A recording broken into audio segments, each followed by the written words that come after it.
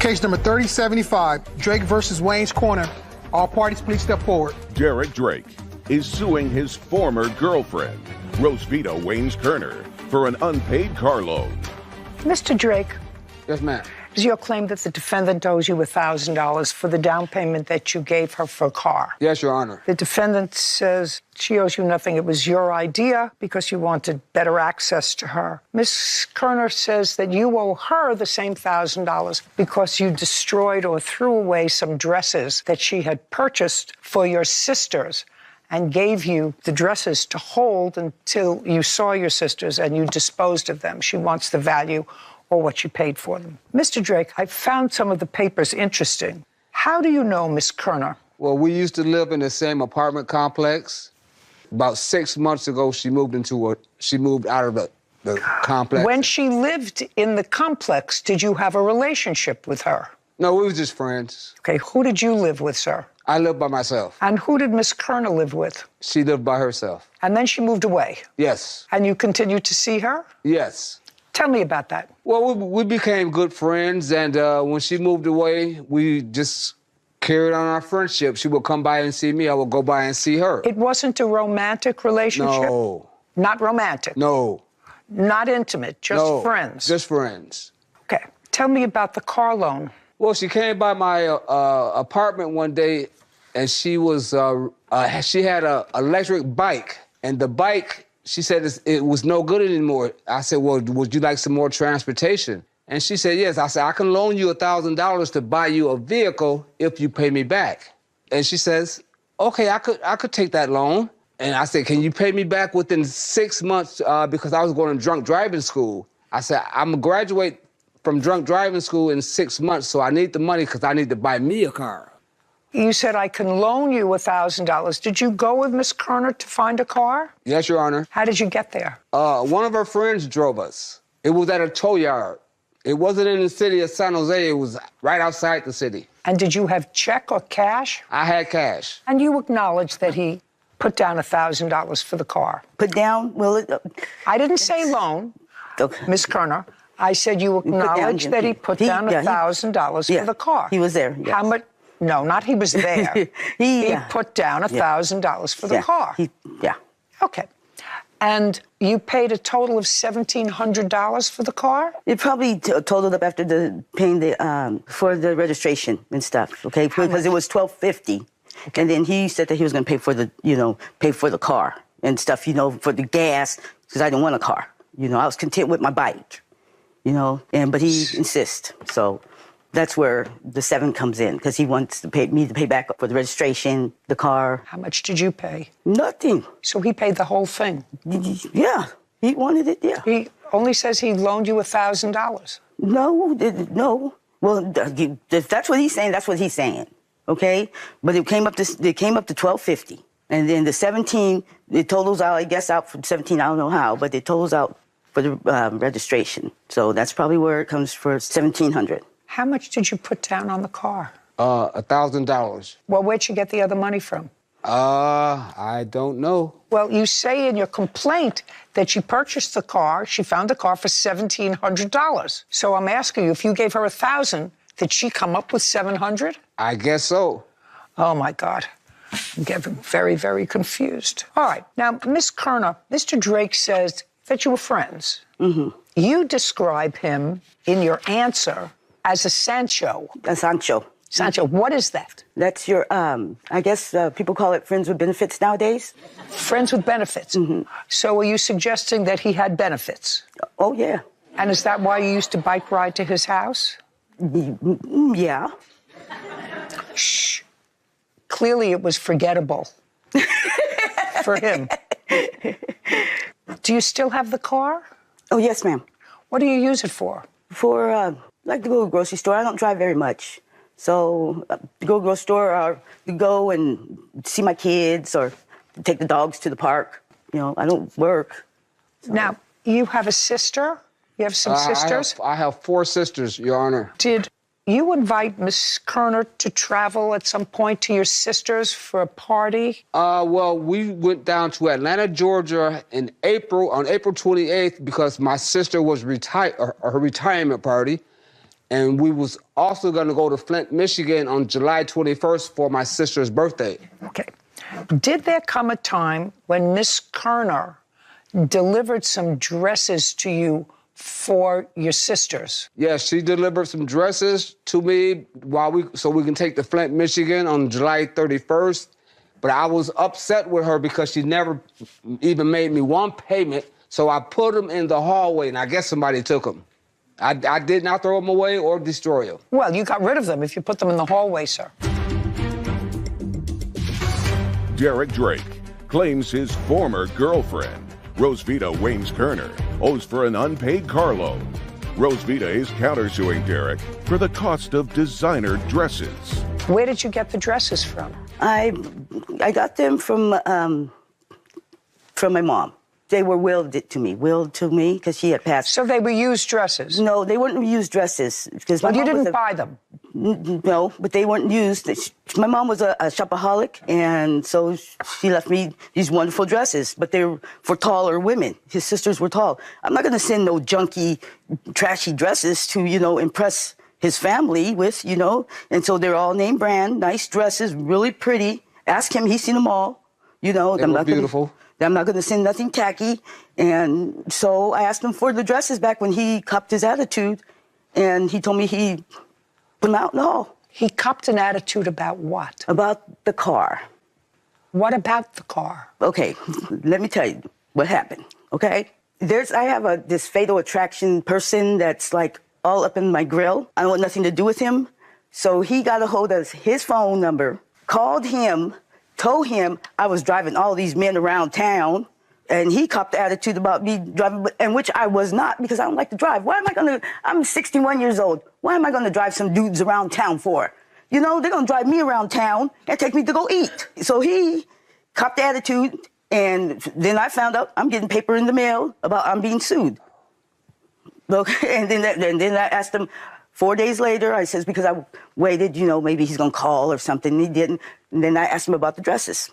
And that's when he told me he put them out. I says, why you put those dresses out? Why didn't you just call me? And he just, I don't have to call you, blah, blah, blah, blah. Well, so I just turned around and walked away. Tell me about the car. Okay. He told me his version about the car. Okay, so the car, he kept on telling me, Rose, let me buy you a car. Let me get you a car. I'm going to get you a car. I'm going to get you a car. No, I'm cool. I don't want the car. I'm happy with my bike because I don't drive. Okay, after you bought the car, did you drive in the car to go to any vacations with his family? No, because his family's not here. But we did drive to the airport. That's what the main thing was, just to go to the airport, get us there, and then when we get back, the car was there, so we can drive back home. Where did you go? From what to the airport? When you went to the airport, where did you travel to? To the airport. And then where did you go? To Atlanta. From where? From San Jose. Who purchased the tickets? He did. Is that right? Yes, ma'am. How come you bought tickets to take her anywhere? Just because she was a friend? Because she was a very good friend.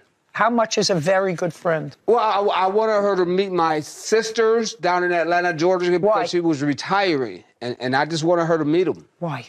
Why? Yeah, if she was just a friend, that doesn't make sense to me. Well, she was a close friend. How close? Very close, and I just wanted her to meet my family. Okay, she was a very close friend. Yes, yes, Your Honor. Got it. Okay. You see, he's more chivalrous than you are. Oh, okay. He's more chivalrous than you are. Anything else either one of you want to tell me? Did you get angry, by the way? You saw something that was written somewhere that she was driving with men in the car. Who told you that? I guess one of her friends called me up and told me all this. But Don't tell me you guess. I got upset because she wasn't paying back the loan. Nah, I don't think so. How much were the tickets from California to They were Atlanta? $1,600. That's very expensive. Yes, yes, it is. $1,600 for both? Yes. And when you got there, where did you stay? We stayed at my sister's house in Atlanta. The next trip that you were supposed to take, did you have to fly there for the retirement party? Yes, we was gonna go to Flint, Michigan on July 21st for my sister's birthday. How were you going to get there?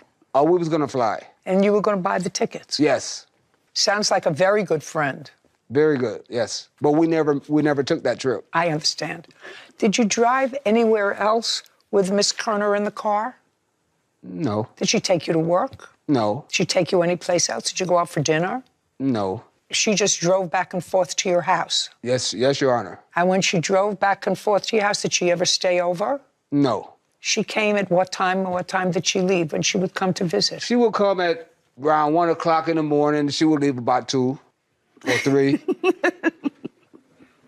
Got it. Okay. Okay. Mr. Drake, I know that you were probably annoyed that you heard from her friend that she was using this car that you purchased for her, and she was taking other people around in the car. So I know that was probably an annoyance for you. But that doesn't create a loan. I don't believe it was a loan, Mr. Drake. I think she's more accurate, and you learn something new every day.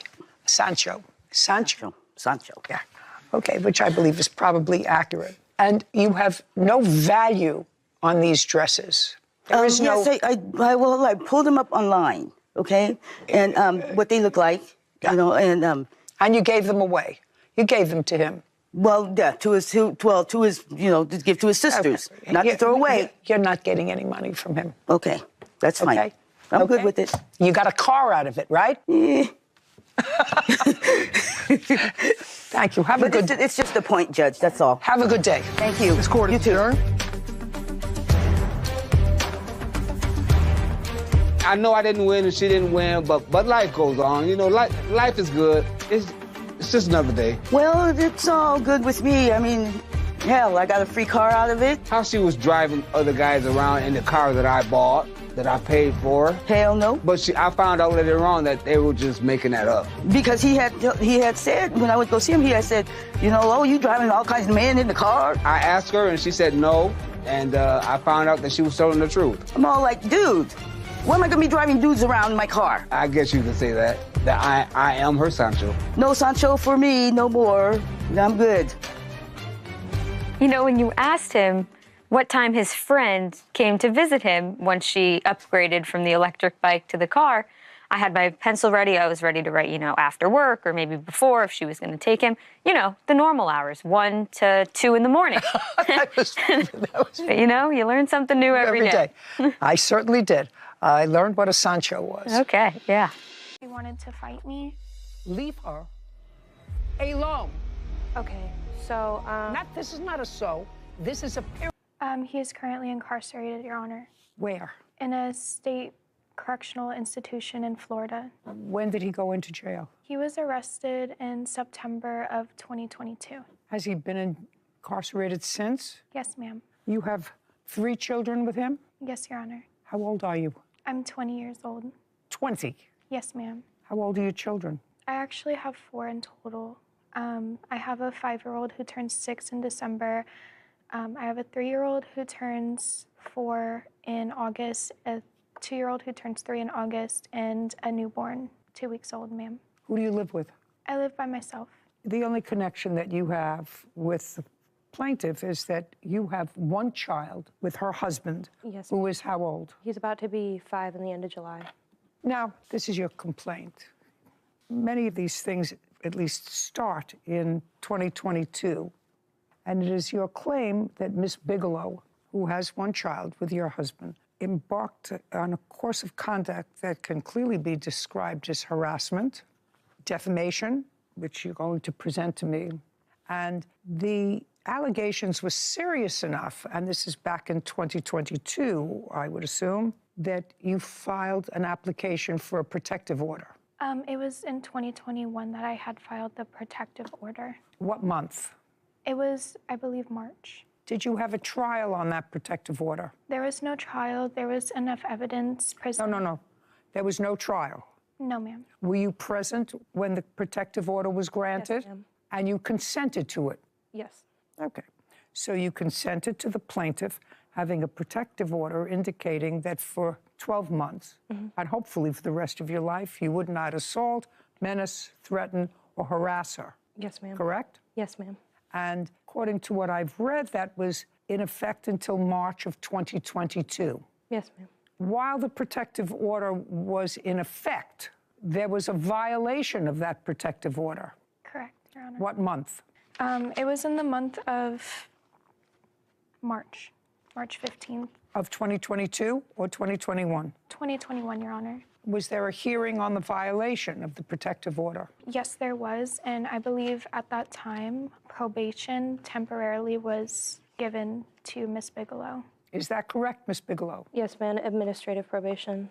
And all of the events that are the subject of your petition happened between 2021 and 2022. This has actually been going on far longer than that, and Have any of the acts that Ms. Bigelow were prevented from doing as a result of the protective order occurred after the protective order expired in March of 2022? Yes, ma'am, I can provide evidence. That's what I want to see. So now we have Ms. Bigelow, who is on notice. She consented to a protective order because she knew that the evidence would be clear that you were entitled to it. Otherwise, nobody consents to it. So she consented to that order, which means you either assaulted, menaced, threatened, or harassed her.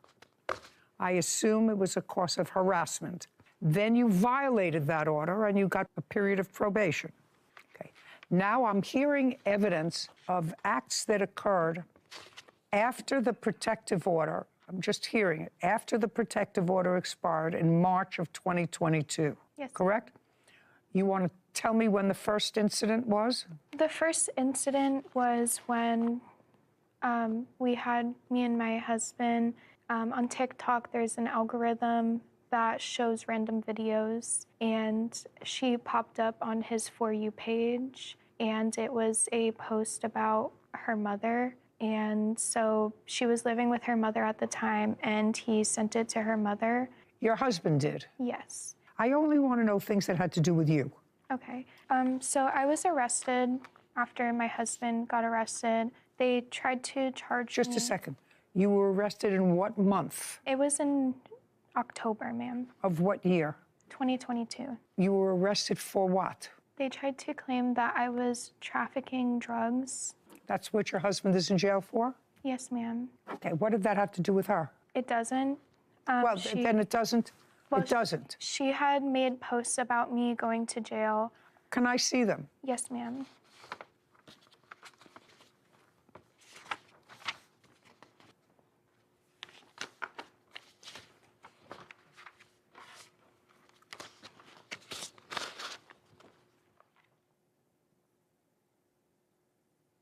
This doesn't say anything that is defamatory. I want to know what you meant is she's already lost custody of her children enough times. Mm-hmm. I'm hoping one day I might be able to gain custody of my son's 2 daughters. What is that? Okay, so Haley Chapman claimed that she had no understanding of the drugs being in the home when she was found guilty. What is my son's 2 daughters? Do you mean your boyfriend's? No, her children. She's religiously lost custody of her children. No.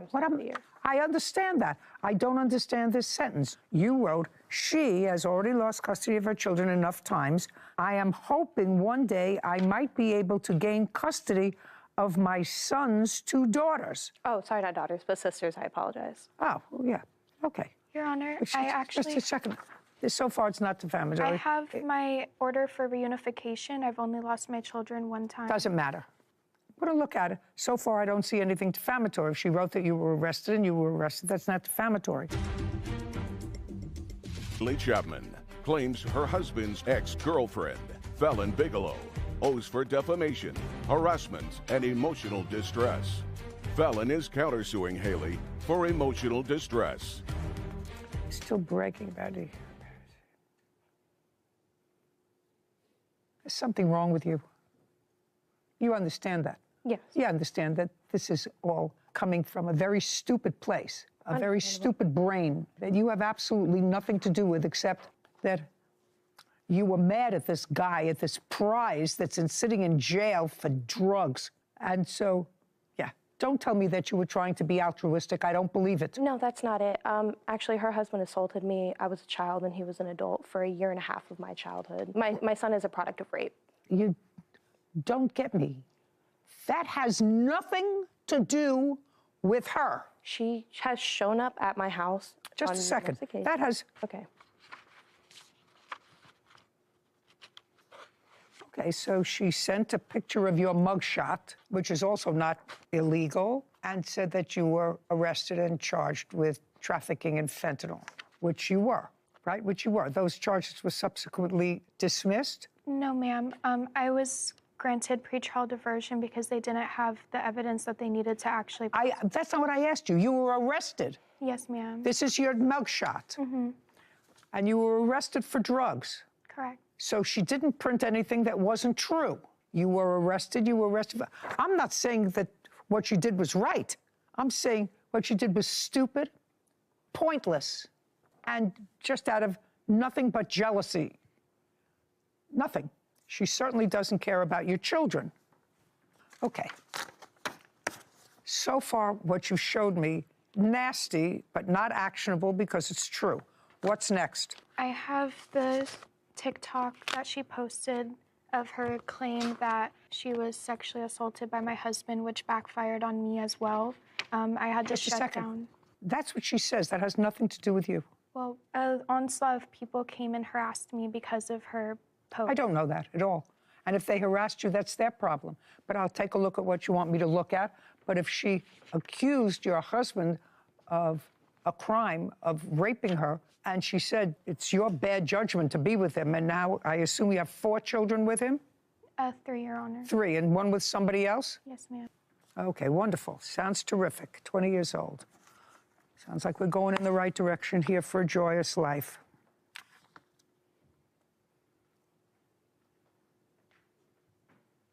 Oh. What do you do for a living? Bartender. How many children do you have? 1. Who do you live with? Myself, but I'm currently moving. Moving where? South Carolina. With whom? My son and I. Why? To leave Florida. Why? Why South Carolina? You just I want to go to college for underwater welding, and they don't offer that program where I live currently. Who are you going with? Just by myself. Who lives in South Carolina? Nobody. Do you have a place to live? Yes. Who's paying for it? Me. From what? My job. I've been saving over the last 2 years. How much money do you have in the bank? I have $180,000. Oh. Okay. All nasty, stupid. It's not actionable. What else? I have here that she told me to hurt myself and that she was going to expose nude photos of me. I'd like to see that. I also have here her saying that she wanted to throw bed bugs in my yard and on me.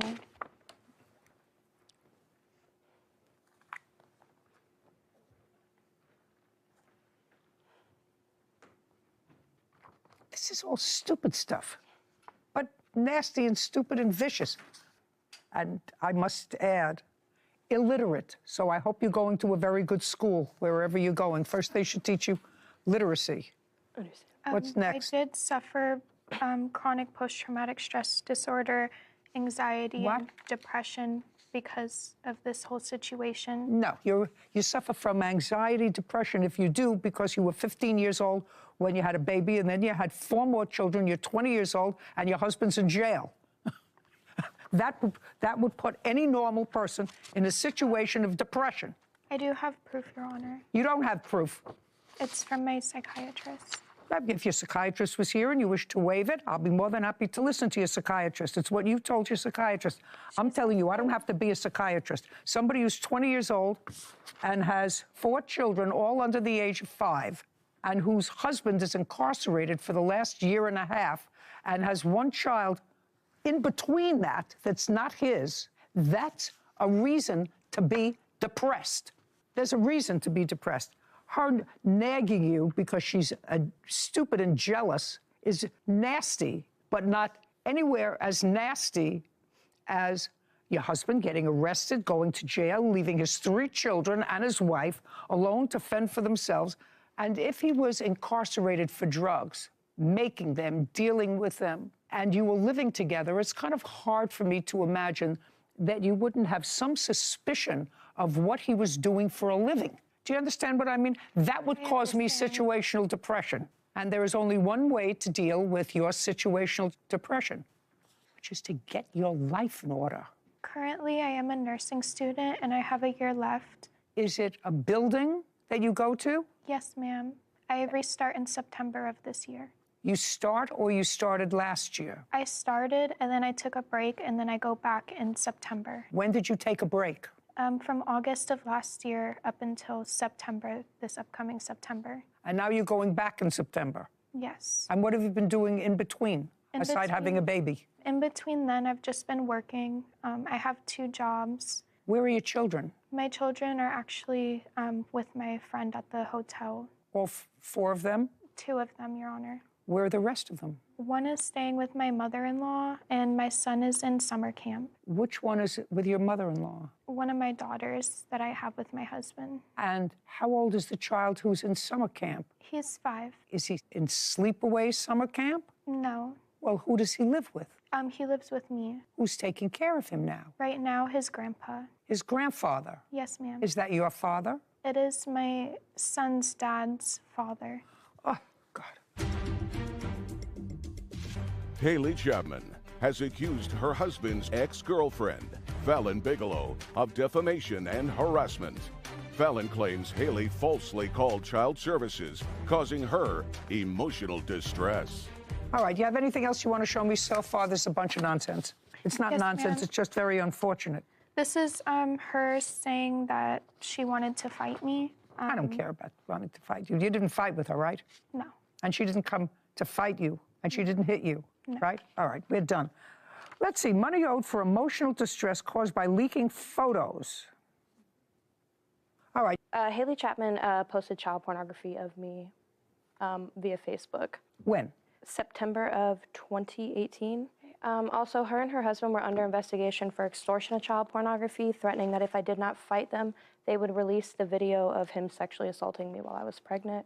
I would like to see where she, not he, where she sent you something that you consider harassment. Okay, she has shown up to my house on... No, she, listen to me carefully, she sent you an extortion letter. I want to see where she did, not her husband. The police took the iPod with the original conversation because it involved child pornography. If I don't have it, I don't have it. Okay, that's understandable. Do you have it? The answer is yes or no. No, not the original conversation. Ms. Chapman, I told you my best long and short-term advice to you.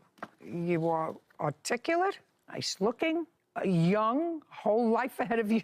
It depends upon where you want to hang your hopes. And if you hang it with somebody who's incarcerated, that's ridiculous. He's not coming out to you anyway. You have a new father for your baby. Do you live with that person? Do you live with that person? Who do you live with? I live alone. Oh, God. I also have the times that she made fictitious DCF calls against me and messages of her admitting that she called DCF on me because I wouldn't fight her. Because you wouldn't fight her? Yes. I would like to actually take a look at those. Not that you're going to get a penny from her. You understand that? Yep. You understand why? Yes, ma'am. Okay, good. And by the way, you know, I understand that you say that there was an abusive sexual relationship between you and her husband, who is the father of your child. Yes, ma'am. You did, in fact, allow him to see the child regularly. Is No, that? ma'am. No? No. You mean he's never seen his son? Actually, no, incorrect. When my son was first born, he was 6 hours late. He came in, he said hello. And other than that, he was not permitted to be around the child. So he never came to your house and never saw him from the time the child was born until the time he went into jail. Is that correct? The only time that he did see my son was when she came to my house in June of 2022, when he was parked outside the house and my son had come outside. Other than that, he has not been around my child.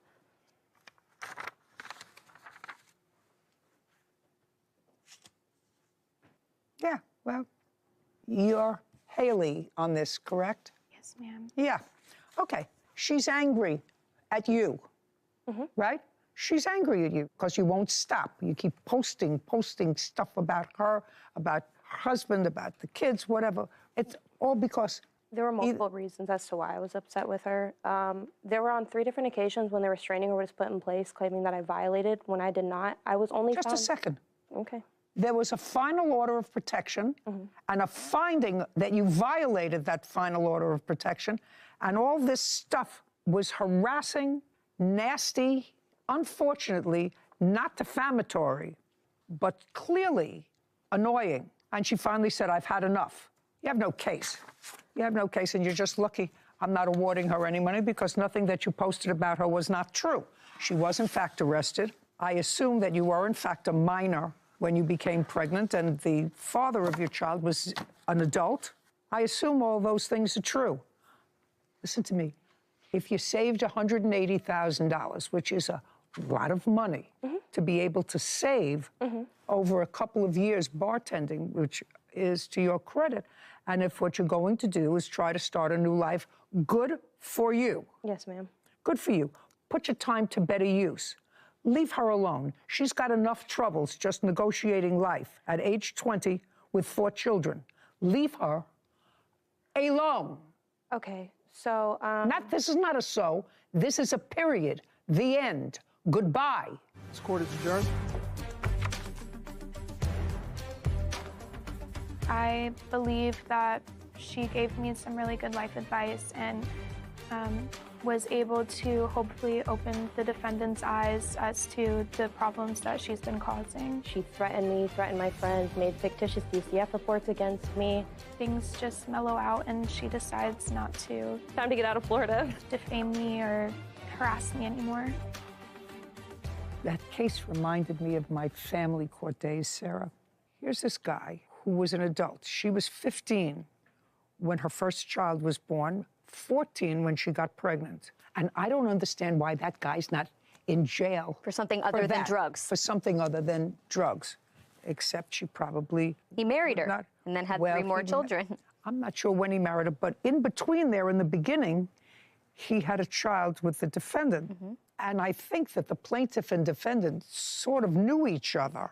But there are now 5 children, all with mothers, single mothers, who are unsettled. And there's no question, one's living with a grandparent, one's staying here, one back with a friend in a hotel room. It's just so sad for these children. I don't know how to convince generations of young people that you're not supposed to have children, that you're not emotionally and financially and equipped to take care of. Just do that. And it makes every there you- step of her getting her life back on track at 20 as a child herself all the more difficult with 4 kids in tow. So not only, you know, how sad it is for the children, but she's a child herself that should be able to get her life back on track. It would be wonderful. She, you know, they both seem to be articulate people. Of course, they can't write, but maybe it's just the way they write when they write text. Twitter fingers, you know. Yeah, Twitter. But it looks illiterate to me. Maybe I'm just from the wrong generation. That's possible. But it's just sad for those 5 kids. 3042, Moore versus James. All parties, please step forward. Dorothy Moore is suing her former friend, Jasmine James, for totaling her ATV dirt bike during a ride for peace. Ms. Moore, it is basically your claim that the defendant owes you for a new ATV because she crashed one that she had borrowed from you.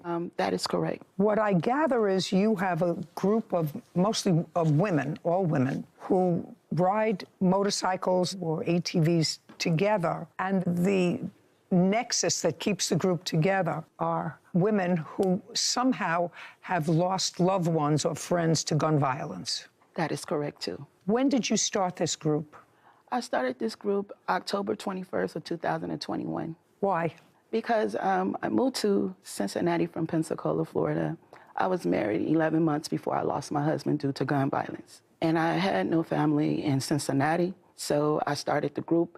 I searched for ladies in Cincinnati who had been through the same thing, and I wanted to form a sisterhood with those ladies. I had 64 young ladies to come before me, and out that 64, 10 of them were true sisters. And tell me what you did with this group of 10 women.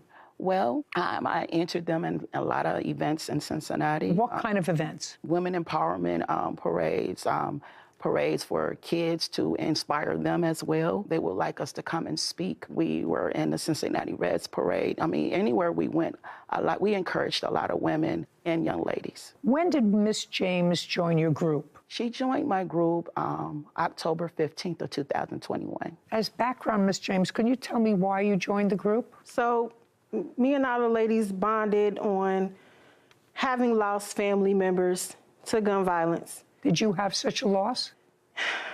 Yeah, it was a loss for the family, so it was something new to me. And when you joined the plaintiff for these rides and parades, were you using your own vehicle? Yes, ma'am, and some of them, but mine was damaged. So Miss Dorothy, she allowed me to borrow hers. Was that the ATV that we're talking about here today? Yes, ma'am. So on what date did you borrow the ATV? August 16th. That was our Ride for Peace. How many women were involved? Maybe 6 or 7 of us. And you were riding through various communities? Did you have a sign? Did you have something identifying what you were doing? We had bandanas, and we wore all the same colors. Do you have any photographs for me to look at? Several photos I would like of to the see group. I have the very first, second photo is a picture of me actually and Jazz together, and pictures of the group.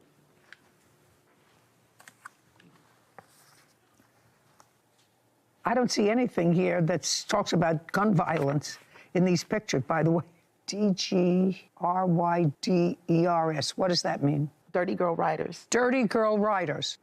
Yeah, this doesn't say anything to me about gun violence. If I saw this group of women riding around in black leather in very exposed costumes without any identifying T-shirts, Mothers Against Gun Violence, something, I would think that it was just a bunch of bikers in leather. This looks like it's some sort of a heavy metal rock concert. Were you drinking? Claims her former friend, Jasmine James, drove her ATV dirt bike while drinking and crashed it into a pole. Now, August 16th, you were riding her son's new ATV. Tell me what you observed, Miss Moore. On that day, on August the 16th, we were riding down Reading Road. If I could come up and Absolutely. We were riding down Reading Road. We were coming southbound, so we were right here in this lane. And we was riding in a signal fine line coming down this way. And we were crossing over to go here. And Miss James was like I think the 4th or 5th person. I was in front. I led the pack. Miss James, she was the 3rd person and she was coming. There's a turning lane right here to go on to Paddock. Miss James wasn't in the turning lane. She was in the lane where we were. That's not she true. She did an illegal turn and went this way and lost control of the bike and bang and hit the pole. On that day, I observed Miss James not acting like herself. She was driving on the side of me, jumping in front of me. One thing in the bike world, you don't jump on the side of a 3-wheeler. They ride signified line. Only 2 pair can ride together is 2 2-wheelers. We later found out Miss James had been drinking, so that explains why she was not acting like herself. We didn't find that out till after the accident. That's not How did you find that out, Miss Moore? When Miss James hit the pole, she hit the impact so hard that everything she had on her shattered. So it was like 6 or 7 liquor bottles fell out her shirt. Her shoe went one way and other stuff that she had. What kind of liquor bottles? Like small liquor bottles, like, you know, the party liquor bottles, you can buy them like for $1 in the store. Mm-hmm. They came out of her shirt. And did you see that? Yes. When she fell, she landed back and she paused for a moment. We all thought she was dead. We all started hollering and crying because we thought we had lost her. She didn't say anything.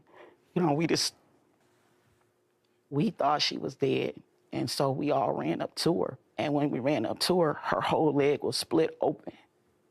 And we could study seeing Jazz. And she was still like this. That's when my other sister walked up to me and she said, look. And we looking at the liquor bottles all over the place. And so she quickly gathered them before we called the police. Did you have insurance on the bike that you were riding? I had full coverage on my bike, and I had liability coverage on the bike that Jazz was riding. Why only liability coverage? Because that's all that they offered me on that bike.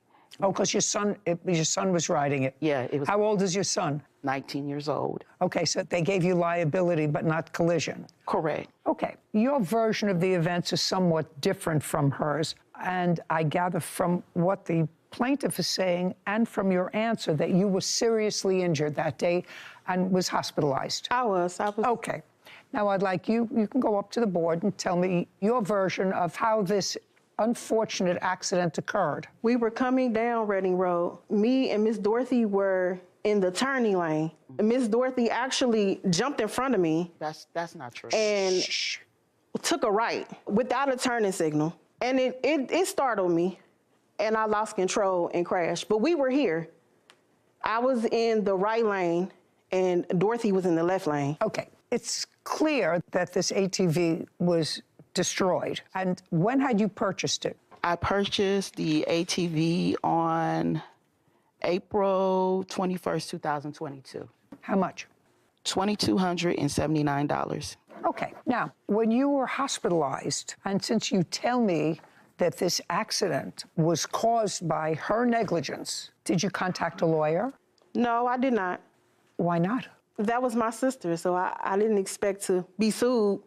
Were you drinking that day? No, ma'am. What were the little liquor bottles that she was talking about? I had possession of them, but I hadn't been drinking that day. What were you doing with them on the ride? They were in my purse. What for? I planned to later on, but I would have been in trouble if I had been drinking, if liquor bottles was on the scene and they flew all over the place. Well, you would have been in trouble unless someone picked them up before the police arrived, which is what they did. Okay. That's not true. All right. Anything else? I have a text message where Miss James texted me and stated that she was going to pay me back. And I'd like to see it. And also, when they put her in the ambulance, she said, "Press, don't worry about it. I'm going to pay you back for your bike. I'm going to pay you back for your bike," before they rode off with her. It's the Can I top see them, paragraph. Judge? Just a second.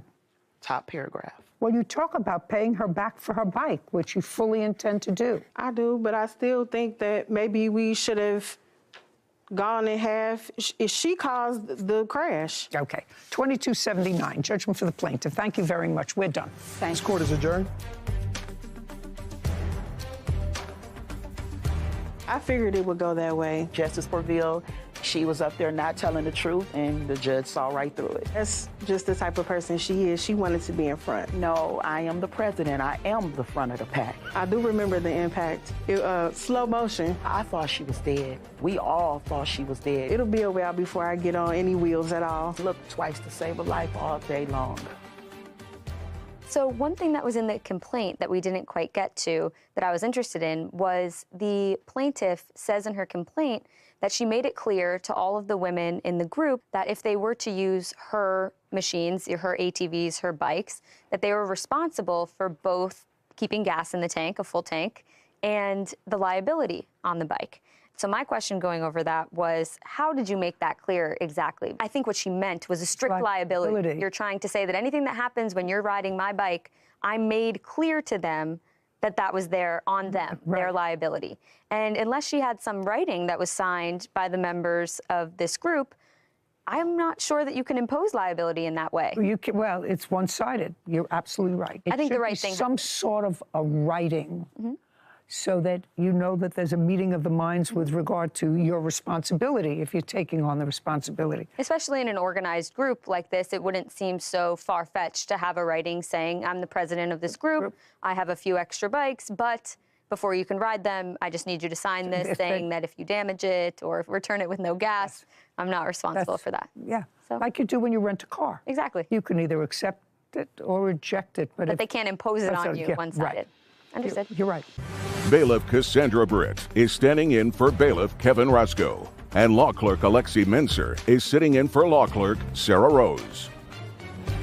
Isaiah Kamchan and Brandon Uloa are suing their former supplier, Manuel Garcia, for the cost of a T-shirt order. Order in the court. All rise. Have a seat, please. Case number 3072, Kamchan Ulola versus Garcia. Thank you. Who is Mr. Kamchan? You were starting up a business, T-shirt business. Correct. The defendant was also in business. He makes shirts. I assume you were having them made to sell them either online or at events. Correct. You don't have a store, is that right? Online store. Online. What's the name of your company? Risen Athletics. Reason? Risen. Risen. Spell it. RIZIN space athletics. And where are they incorporated? Ceres, California. In the state of California? In the state of California. And it's a corporation. You have a license. You've incorporated it. Correct. Here. There's a website, about 9 items of clothing. May I see it, please? Sure.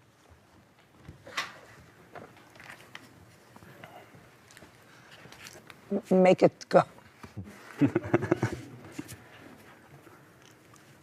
Could you go back to, okay, I just want to see where they order them from. Great.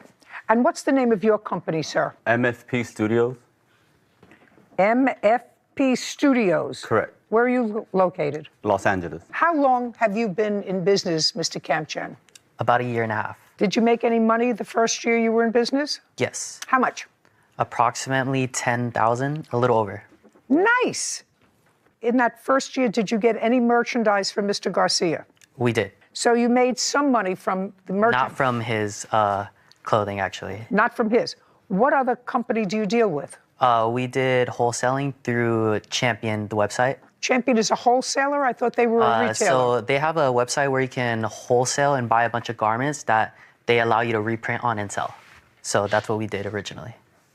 I found an Instagram page for MFP Studios. The website is coming soon. I have the website currently closed right now.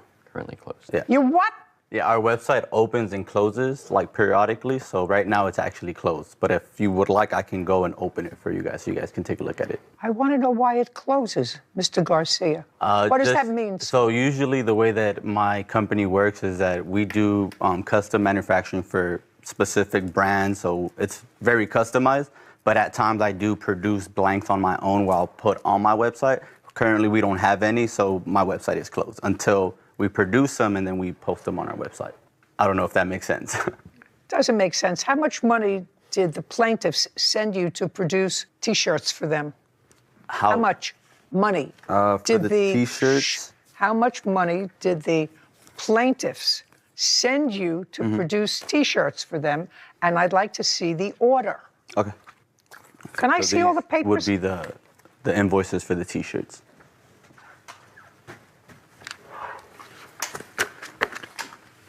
Thank you. Did they pay all of these invoices? Yes. Lex, would you add up these invoices for me, please? How many T-shirts were they supposed to have? Total should have been approximately 320. Is that correct? That's correct. That's correct. How many did they receive? That's what this case is about. Correct. They should have received at least 180. So about half. Correct. It's not true. Just a second. Okay. And you got paid. Correct. Well, at least for that number of shirts, they get their money back, right? Duh. For the number of T-shirts that you didn't send them, they get their money back. Well, there was a couple other things that were taking into place, so that's like kind of what? the issue. So there was a lot of changes that were being made. Hold on a second, Lexi. 7996. 7996 is the total of all those invoices. Great. All I'm saying to you, Mr. Garcia, this is the case that we hear about. They're complaining that they got some T-shirts, but they were not what they ordered. You acknowledge that they didn't get half the T-shirts at all, and you didn't make them, and your website is now offline. Well, that happens like every... I don't care. Yeah, okay. I don't care. I don't know any other company that takes their website offline. I mean, I don't understand that. I could give you a list of a couple. I don't want you to give me a list of any. I want you to tell me why they're not entitled to at least half their money back. So like I was stating, there was a bunch of other changes. So them not being happy with the garments that they received, that at the end of the day, I can't control. That is what they've ordered. I sent them pictures. I'm talking about the ones that they didn't receive, sir, not the ones that they did. Okay. They were not happy, which they will tell me about the half that they received. You acknowledge that you didn't send them half of the ones that they ordered. Correct. Well, why should they pay for those? That's what I'm asking you to answer. Yeah, and that's kind of what I'm trying to explain. So try to explain it to me so that Alexi understands it. He's much smarter than I am. So when it comes down to custom manufacturing, there's a lot of other components that come into place. There were a lot of changing designs. There was a lot of remaking of screens for us to get the design onto the T-shirt that we had to do, that took up our time, that took up our money, that we didn't charge him for. So that's kind of where everything in terms of like the money goes to, is what we're saying. It's like, okay, if you're gonna be making all these changes and then you're not happy with it, if you can see, I have pictures of me sending them a print of the t-shirt and them saying, oh, the print looks different. At the end of the day, we don't work on the designs. We don't change their designs. Whatever they send us is what we put on the t-shirt. If it doesn't come right on the t-shirt, that is not our fault. We don't make the design. That sounds like a yada, yada, yada. Claim their former supplier, Manuel Garcia, did not properly fulfill their t-shirt order and owes them a refund. Let me see if I can give you the Reader's Digest of what he was saying and tell me if that's what you understood. Would you do that for me? They ordered 320 T-shirts. For all intents and purposes, and because of our easy math, he sent them half. They paid for 320. What he's saying is because they kept making changes, they spent more time on the half that they got. So they didn't feel that they had to send them the other half. Is that what you're getting? Yes. That's a duh. Do you understand? That's a duh. You know, I'm trying to think of an analogous situation for you. I'm a dentist's daughter, and I know that sometimes in my father's business, somebody would come in and he'd look at a tooth and he'd say, you know what? It's a simple filling, you know, and I'm going to charge so much. And then he started to work. Patient said, okay, you know, that's a reasonable figure, and he started to work. And all of a sudden he found, well, there was a little something else in there that he really had to do in order to do what he said he could do for 20 bucks. Mm-hmm. And so it took him more time. You think he charged the patient for that? No, he didn't. So you at least owe them half of what they sent you. They sent you $8,000. Let's make it nice and easy because I'm an easy girl. And you didn't send them half the T-shirts. Mm-hmm. Now we're going to talk about the T-shirts that you did send them. Because are we finished with the ones that you didn't? Yep. Yep. Now we're going to go to the ones that they did send, and you have to show me why they were unsatisfactory. Pick it up. Perfect. So this is the sample that we received from him. So like the way samples work is he'll send us the clothing, we'll A-OK it. So we A-OK this. This is a large, by the way. Everything's perfect, everything's great. Okay, good. So let me show you the XL and the small. So this right here I'm holding is an XL. The difference. And you want to see another thing? Smaller. This is what I'm holding is a small. We ordered 4 small sizes: small, medium, large, and XL. Hold on, can I see the smalls? Yeah. Can I see? Still sorry. Here you go. No.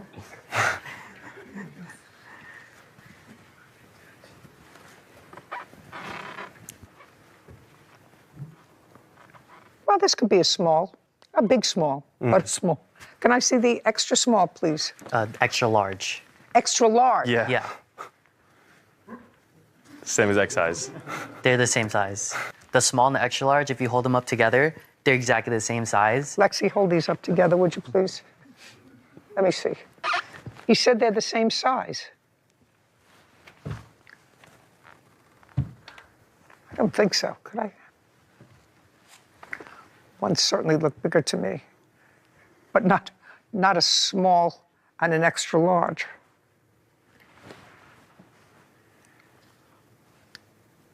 Okay, now this is what I'd like you to do, Cassandra.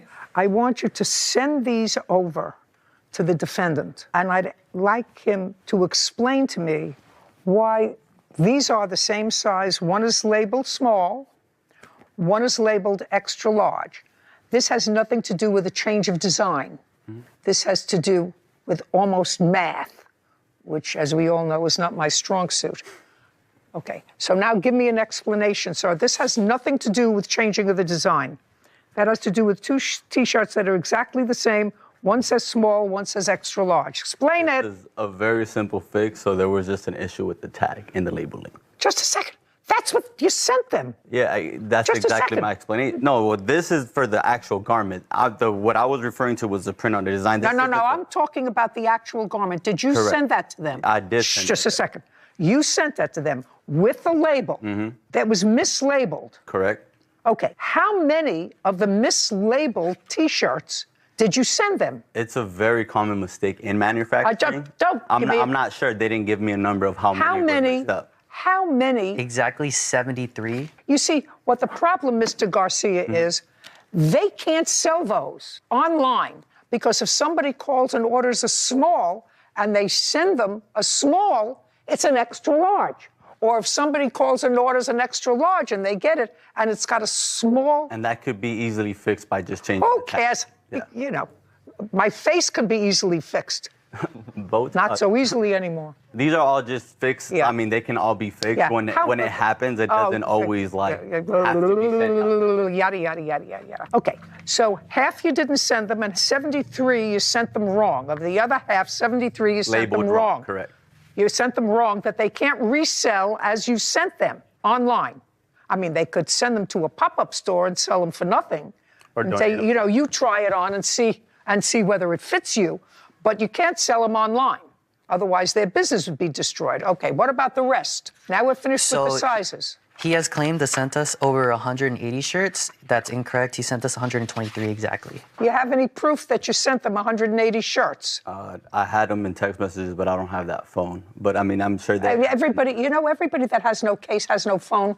I mean, I have. Mr. Garcia, everybody that has no proof, pictures, yes, I have everyone photos. then show it to me that you sent them 180 shirts. Well, I don't have all 180 in the picture. I don't know if you'll be able to count them, but. You want me to count them? You're in necessarily. business. Mr. Garcia. You want to show her? No, you're in business, sir. That's not the way you run a business. 120 they sent, and of the 120, how many were you able to sell? Out of the 120? Just a second. And out of the 120, does that include the 73 that were wrong size? Yeah. Oh, that includes. So the we're 70 left with only 50 that weren't labeled incorrectly. How many shirts did he send you that you were able to sell? 0. We sold none of his shirts. Because they were mislabeled or you didn't Mislabeled get or them? misprinted and didn't get them. Great.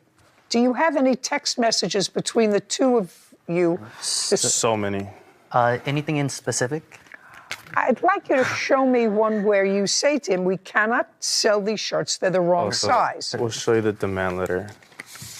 So we sent him a demand letter, hoping that he'd still try to solve it outside of court, but he never replied to it and just never sent us anything. Here, it'd be us telling him that the items received were not as promised, and the other side would be the lawsuit issue. Okay.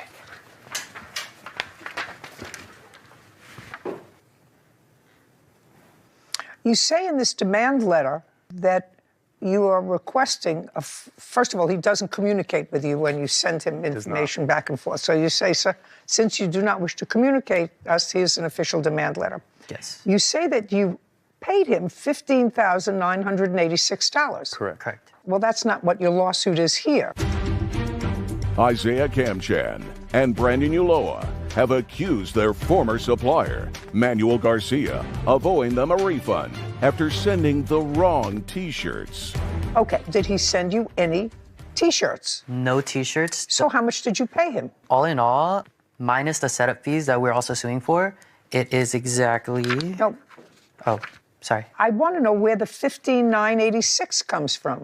So in this order, we did order 320 pairs of shirts, but we also ordered 240 pairs of shorts that we're not suing for. Why? He fulfilled that. He fulfilled the short section. He filled the short section? Yes, fulfilled the shorts. Is that what's on your website for sale? Yes. Yes. The shorts? The shorts. The shorts. So it's just the T-shirts? Shirts. So you did fulfill the order for the shorts? Correct. Do you have a pair of those shorts for me to see? I would just like to take a look at them. No. We did not because we weren't aware. We weren't suing for those. No, I understand that. Did he get the shorts with the same screening as on those, or are they different? No, different design. So different setup fees, different screens. We paid for that. We're not suing for that portion. We have Just invoices only- for them, though. Can I see? Yeah. Shorts. Of course, there were shorts on their website, right? It might be in there. Are they blue? Right there. Yeah, Blue, they're red, and blue, black. red, and black. Blue, red, and black. And they just have a little design on Yeah, it. correct. These are Okay. all invoices, but if you want to show a specific... And they were okay? They're going to be Yeah, they're here. okay. Okay, well, they're on your website, so you're selling them. Yeah, so that's going to be shorts for prints, and we also... The T-shirts are not on their website, correct? There are some. There. Can I okay, see? There are 2. One T-shirt. Yeah, here, that's not it. One T-shirt down. And that's not it. Okay, so those Those are not on the website. And, Got it. And one other, but that's also That's not it. That's certainly not those T-shirts, not the same screen. Something missing in there is the invoice for the shorts material. We are suing for the screens in that. That's the only reason that invoice is here. Because he charged us for owning of screens and films that he told us we had to pay for that we owned and we never received as well. Screens and yeah, so when... Tell me, explain that to me. So when making clothing, you pay for garments and then you have to pay for screens and film. So screens is like these big metal square frames and then you put a Did film you pay for those? Yes. We did, which are in those invoices. The only invoice we're missing is our shorts. Did you receive those screens? Well, I made them, so yeah, I had them. Did you charge them? Yes, I did charge them for them. And where are they? Well, we don't turn in the screen, so so the way that screen printing works is that when you burn screen, you hold them for only 2 months. You don't store them for months and months on end, so after 2 months, if they're not being used, if we're not printing with them, we recycle them. Mm-hmm. The films is just a piece of paper that I do have handy, so. He told us that we own them and we could receive them whenever we want them for future references. So that's why we had asked for the... So you destroy them? Correct. Okay. So there we get to the $9,000. Actually, $9,100. Are you, Mr. Garcia, is your company incorporated in California? I forgot the answer to that question. Is not an answer. No, I mean, I'm self-employed. You're self-employed? Sorry. You have a company, you said?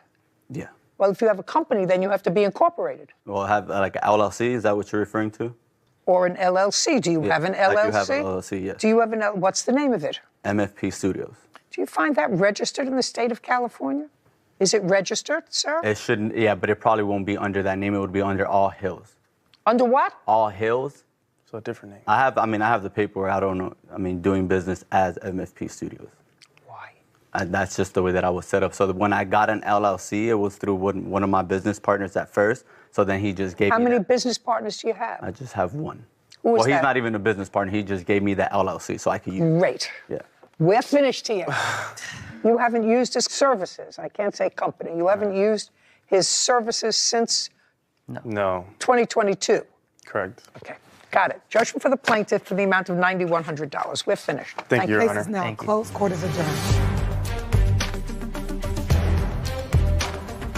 She sided with them, and I just got to keep doing my business and just keep going, man. I like that she was able to see that he was clearly taking advantage of us, so I'm happy she saw the same thing we saw. It's just something that happens in this business. It happens more often than you think. Overseas, there's a bunch of cases. I don't know if she's familiar with the business, or I'm not sure. I know that it happens often. It was an easy fix. They could have still sold the shirts, but I just think they just didn't want to do it. Why would he bother sending these knowing we never agreed on it? If you've really been in the business, there's ways to do it where you can still sell it and make your money back to where you have a good relationship with your manufacturer. He never tried working with us. Like, he would barely even respond. Like, he actually stopped even communicating with me because I threatened to sue him once, so then he started communicating with him. But if, you come and you're just, I want a full refund, it's going to be very hard to even fix the issue versus just, it's more of a fix the issue thing than get everything done all over again. But we tried our best for a whole year and nothing was happening, so that's when we're like, you know what?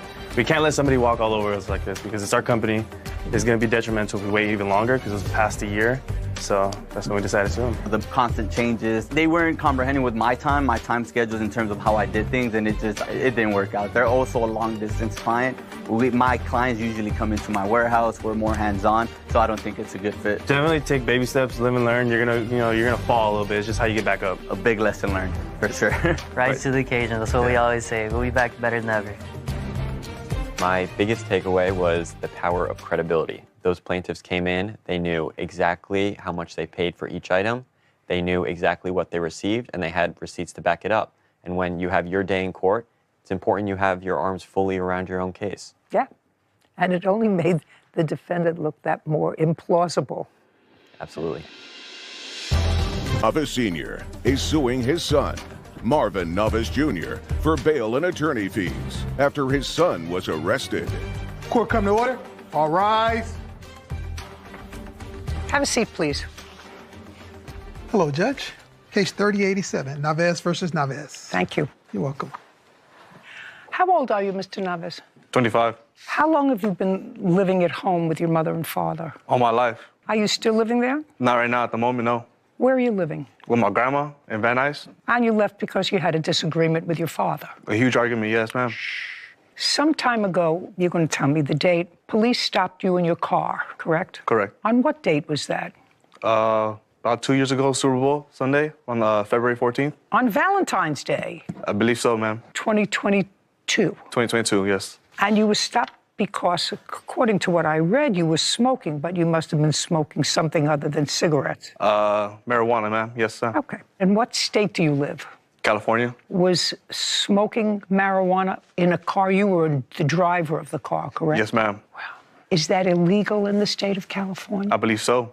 I would say so, just like you can't have a bottle of vodka and drinking it while you're driving. And when the police stopped you for committing a crime, which endangered a lot of people because, you know, when you're not totally together, you're not supposed to be driving a car, they found 2 handguns. Correct. Who else was in the car? It's not funny. I happen to not think it's funny. I know that you think it's funny, but it's not funny. I mean, I got off scot-free, so I'm not facing 10 years. How many other people were in the car? I believe 4 other people had a full car. You know how many other people were in the car. You were driving. I just said 4, ma'am. 4 others. Yeah, full car. And where were the guns found, sir? I don't know. I was not the police, so.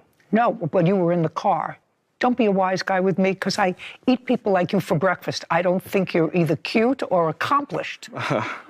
You're neither cute or accomplished. I know I'm At cute. age 25, I know you don't I'm live cute. on your own. You either live with your mother or your father. Then when they throw you out, you go and live with your grandmother. I neither think that you're cute or accomplished. Maybe young girls do. I'm an old lady. I fail to see your attractiveness, and I fail to see how any of this is funny. You ever see my smile, man? It's pretty attractive. It depends. Let me ask around. You find that attractive? No.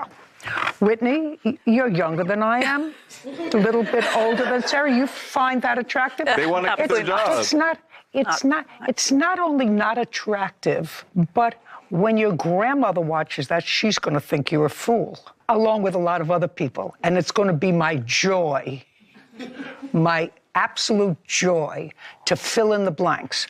So you don't know where the 2 other guns were found, and everything got thrown out. So now you have no adult criminal record. Correct. Did you have a juvenile criminal record?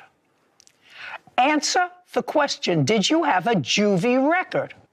Of course you did. You know everything. Wise guys like you always have a juvie record.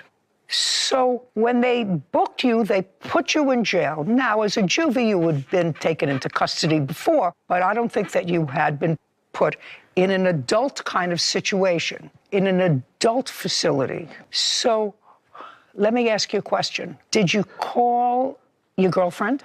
Nope. Did you call your priest? Nope. Did you call your family physician? Nope.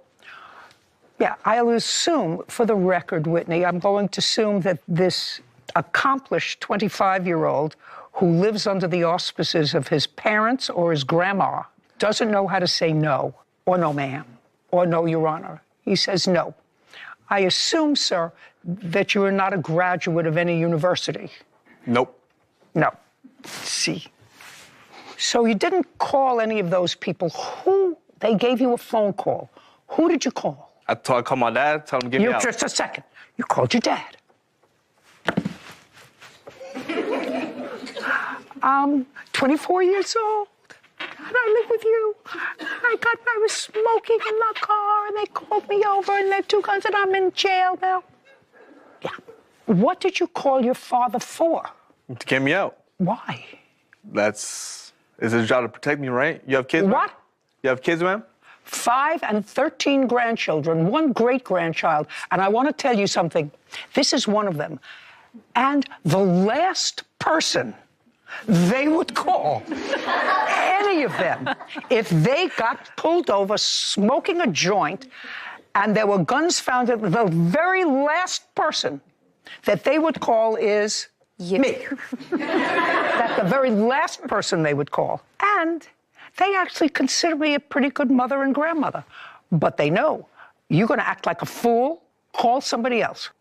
So you called your daddy. You called your daddy. No, you called your daddy. My father. You called your daddy and you said, come and get me out. And he did. And he got you out. He paid a bail bondsman, which is what this case is about. You think this was going to be easy? Not easy. You don't mind my doing that to him, do you? No, ma'am. Great. Are you his mother? Yes, ma'am. Is he your only son? He's my only son. He's your only son. I could tell. I could tell. It's nothing against you, but you can always tell when a little boy has been pampered by his mother and thinks that he's the cat's meow, even though he's unaccomplished. And he got you out, and he got you a lawyer. And that's what this case is about, Mr. Navas. Yes, ma'am. This is about the bail and the money that you spent on a lawyer. That he spent. Don't speak. That he If you speak, unless I speak to you, sir, I'm going to throw you out. Do you understand? Sorry. Or I'm going to tell Kevin to put you in your seat. Sorry, ma'am. Very good. So when I speak to you, like I did before, you can answer me. Now I'm speaking to your daddy.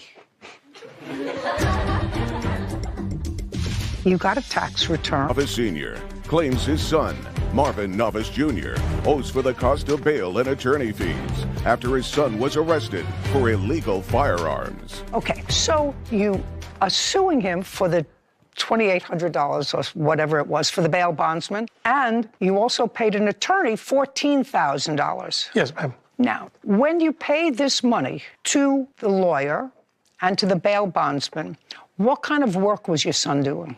Before that, he was working for a security company. Okay.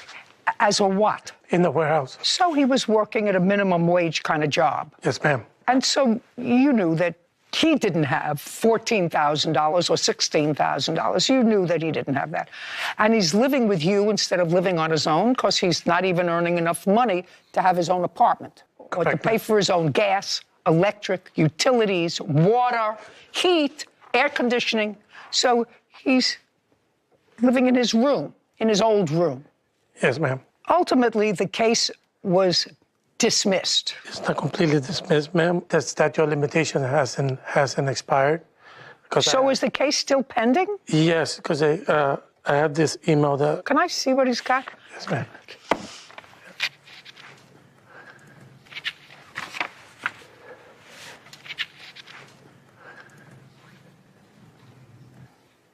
So the case has not been dismissed? No, ma'am. The DA just hasn't filed on it? Yes, ma'am. Oh, got it now. Okay, so I can't ask him anything else about these pending charges because right now his attorney's not here, and his attorney would not like for me to do that. Now, was your son still working in the warehouse when you had this incident with him that caused him to move out? No, not when he moved out, ma'am. No. Where was he working? He wasn't. He got laid off. When did he get laid off? I gotta say, probably like August. August of 2023? 2022. 22? Oh. That's 23, actually. 23, actually. Well, but this is interesting, sir. That's right. Because you say in your complaint that the charges were fully dropped against him in March of 2023, but that's not so. That's what I assume, ma'am. Well, no, but it wasn't, not according to this letter. No, the reason I got that email from the lawyer, ma'am, is because I reached out to her to ask her about the bail bond exoneration letter, because my name was on the bail bond, and then that's when she sent that email stating that. Okay, so now I want you to tell me, sir, you see, the boy says that he never had an agreement with you. Never did. To pay.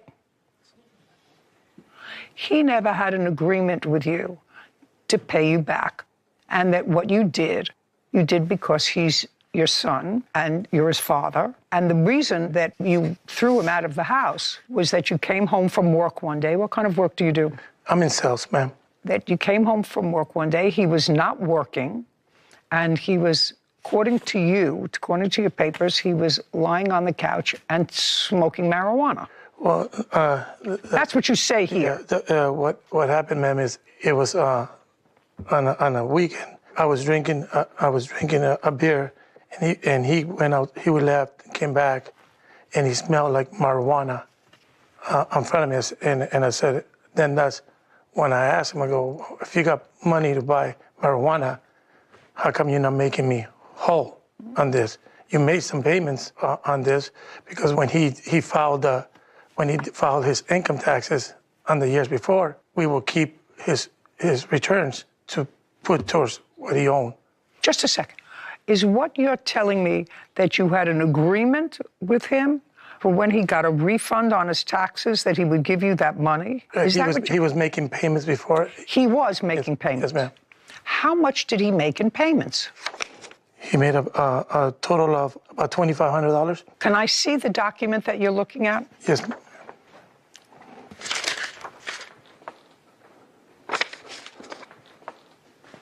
Okay. This says that you did, in fact, make some payments to your father. Income tax return, and that was in April of 2023 that you did, in fact, make a payment to him of $1,222. Is that correct? I believe so. If it says Just a second.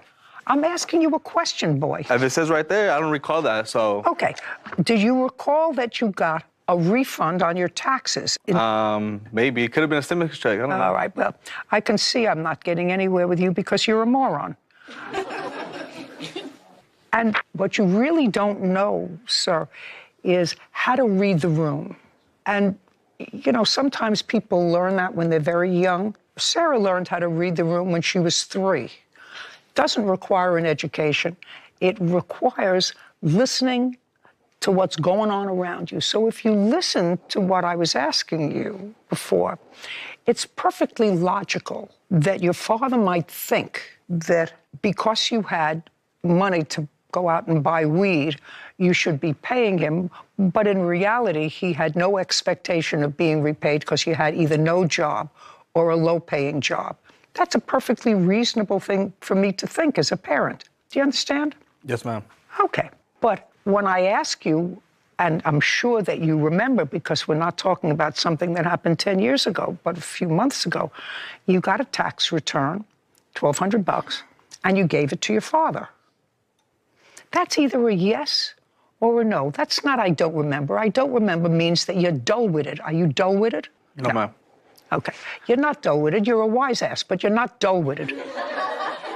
Then you made several other payments. In April of 2022, you again gave your father $1,123. Does that sound familiar? Nope. No. He could have typed that up yesterday. He could have. Just a second. He could have. So what you're telling me is that you never made any payments to your father. Not that I recall, ma'am. No, that's not an I don't recall. That means he's accusing his son, Marvin Novice Jr., for refusing to pay back bail money and attorney fees after his son was arrested.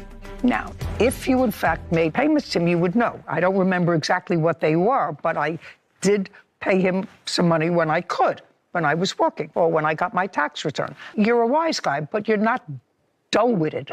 So I want you to think hard. Don't give me I don't remember. Did you or did you not give your father your income tax refund in 2022 and 2023? Yes. Perfect. That's all we need to know. Now I know that you're just a wise guy, but you're not dull-witted. Okay. So actually, the junior. Not a junior. You are his junior. Your last name is Navas? Navas. Navas. Well, he's the senior here today. You're the junior. If you say so, ma'am. Yes, I do say so. And I have to tell you, sir, that but for the fact that your son has acknowledged that he turned over to you his income tax returns as partial payment for this lawyer, I would actually dismiss your case. I'm telling you, I would dismiss your case. Because you actually did what a parent is supposed to do when their ne'er-do-well kid acts like a moron, smokes dope in a car with 4 other morons, 2 of whom have guns, you know. But you don't want him to go to prison, and you've probably gone to pick him up at police stations before. Yes, ma'am. When he was young. Now he's getting older. The only thing that I can suggest to you is, despite the fact that your wife adores him, you know, he's her baby, You have to let him stand on his own because he's a wise guy. And somebody's going to hurt him one day. And that's somebody's going to hurt him one day. Who? That's yeah. That's my that kind biggest of fear. wise guy always gets himself into trouble. Always. But for these 2 payments, I would have dismissed your case. However, he did make 2 payments, which he acknowledges. So the debt is real. He acknowledges that it was a debt by making 2 payments. Do you have the bill from the lawyer? Yes, ma'am. I'd like to see it. Here's the bill. Here's the receipt. And this is what we paid.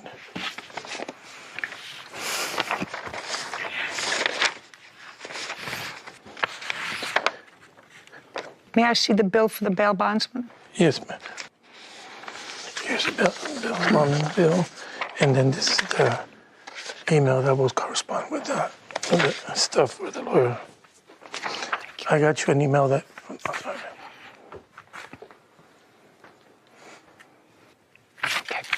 Is he living with your mother or your wife's mother? My mother. Your mother? Yes, ma'am. How does she feel about that? She loves me. Shh. I didn't ask you anything. You know, she loves him. She's torn up. Does she have anybody else living with her? My brother. Mm-hmm. And to the best of your knowledge, is your son working now? No, I don't know. I haven't spoken to him since May. This is the first time I've seen him. Are you currently employed? I'm looking for work. No, I'm not employed right now. I'm looking for work. Okay.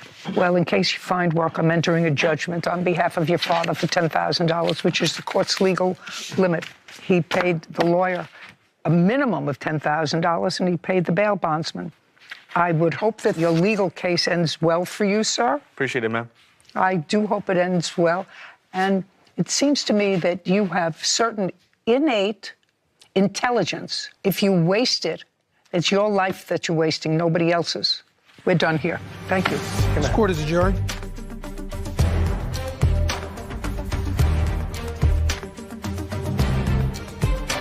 I don't think it was fair. You know, my dad spent his own money. He paid the lawyer himself. He got the bail bonds himself. I just made one call when I was in jail. I was very happy with it. You know, I needed to have this foreclosure. I believe he was my dad. It was obligations to, you know, for his son to just get me out. I don't think I owe him a dime. Well, you know, if that's what he thinks. What can I do? All he can do is be a father. He's not really a crier like that. So for him just to fake cry in front of the judge, I think it's ridiculous. I just didn't want him to go and be in a situation that it'll be worse for him. To be honest, I won't speak to him for a very long time. If we reconcile, we reconcile, but my focus is just my 3 girls, my mom, my 2 little sisters. And hopefully our relationship can move on and get better. I'm cute, but not going to jail, man. It's just tough love, and I just got to learn that, you know, deal with it as they come and be prepared. You know, sometimes I take for granted the legalese and the elements that are in the background of my mind when we listen to litigants out here. Because I know for you and for me, as soon as we heard that he made just 1 payment, that's acknowledgement of the debt. And therefore, he knew it wasn't just his dad being the best dad in the world, getting him out of jail, but a loan and an acknowledgement of a debt if he paid 1 payment. He didn't know that. He thought that it was going to be great for him that he paid. I paid him. I gave him the money. The rest of it was just him being a good dad. You know, so he didn't know which way to go. He didn't know which way was up or down. He didn't know what was good for him, bad for him. But you know, what I found interesting about that young man is he clearly intelligent. Sure. And he spoke too much out of turn, but he was clearly articulate. You know, life is a journey. It has a beginning, a middle, and unfortunately for everybody, it has an end. In between is your journey. Mm-hmm. And that is a wasted journey because he's just a wise guy. Yeah. And he's not taking advantage of these wonderful innate gifts that he has of being able to communicate and being nice looking and looking healthy. Just a waste. Yeah. And it's really too bad because the journey is finite. What you do with it is yours. Case number 3033, Helmanen versus Allen. All parties, please step forward. Mary Helmanen is suing her ex-boyfriend, Lamar Allen, for the balance of a cosmetic dental loan. Pronounce your last name. Helmanen. Mr. Allen was your boyfriend for a period of time? Yes. Doesn't appear to be a long period of time, relatively short period of time. I think if my memory is correct, you met him in October online. Yes. And by December, you were planning a trip to Colombia in order to have dental work done there, cosmetic dental work done. Yes. You suggested, according to what I've read, that he join you. Yeah. Would it be fair to say that at some point you said to him, you're really not comfortable traveling to South America by yourself? Yes. And that you would feel more comfortable if he came with you? Yes. At the time, in October, November, and December of last year, what kind of work were you doing? I'm a nurse practitioner. How long have you been doing that? Since 2017. What kind of work do you do? I'm a firefighter. Now, Mr. Allen, I'm going to come to you. The plaintiff, a very lovely-looking lady, wanted to get laminates. Laminates? Porcelain. Porcelain. Perfect. I come from a long line of dentists. Okay. I was very bad in biology and chemistry, so I went to law school.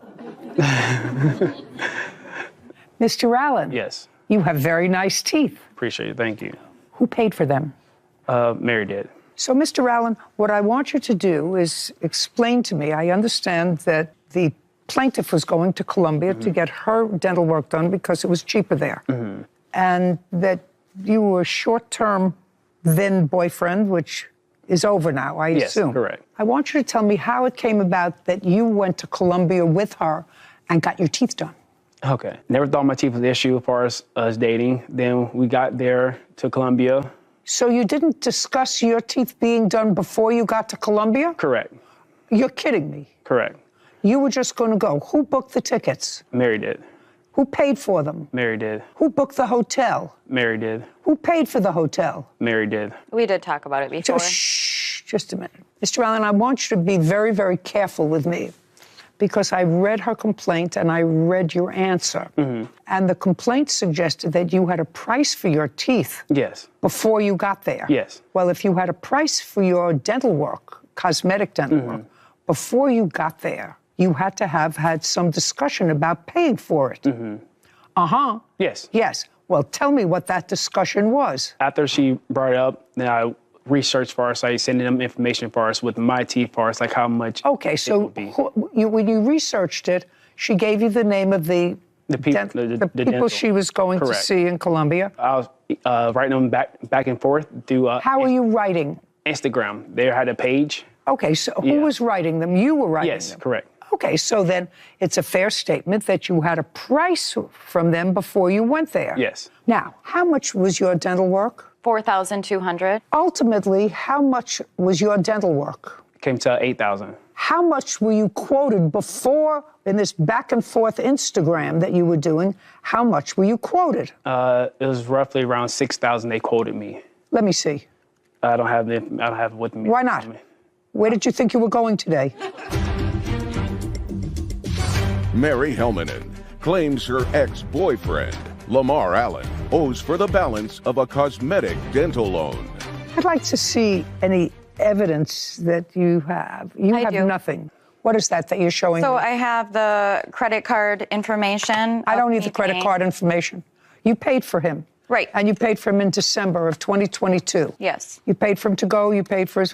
I want to see something from December of 2022 or January or February. Now, when did you break up? We broke up in December. In December, when you came back? Yes. Okay, something either in December, January, or February where you ask him for the money that you claim that he owes you. Show me. Okay. Text message. I have a lot of that. Good. I'd like to see him. Okay. Thank you. The dates are on the top. Yes, I'm definitely going to pay you back. I'm not going to leave you hanging, especially not owing $8,000. Seriously. Is that what you wrote to her? Yes. I said I was going to pay you the difference. No, that's not what you say here. I know, but I said that just to get off my back for our site. She says, take out a personal loan. You say, I'm definitely not going to do that. Correct. I'll start paying you off. Correct. Or I'll start paying the credit card off. She said, I paid the credit card off. Yes, I'm definitely going to pay you back. I'm not going to leave you with $8,000. Well, then start. I'm not playing your games. I did you a favor. What's a Meeks? Oh, it's my dog. So your dog got lost. Yeah. And that was your priority in February. Yeah, of course. My dog was. And 20 weeks from November, that's when you told me, so hopefully it'll be April. And April 19th, so that's when you told her you would be able to pay her back. Yeah, because I always gave him the date. I don't care.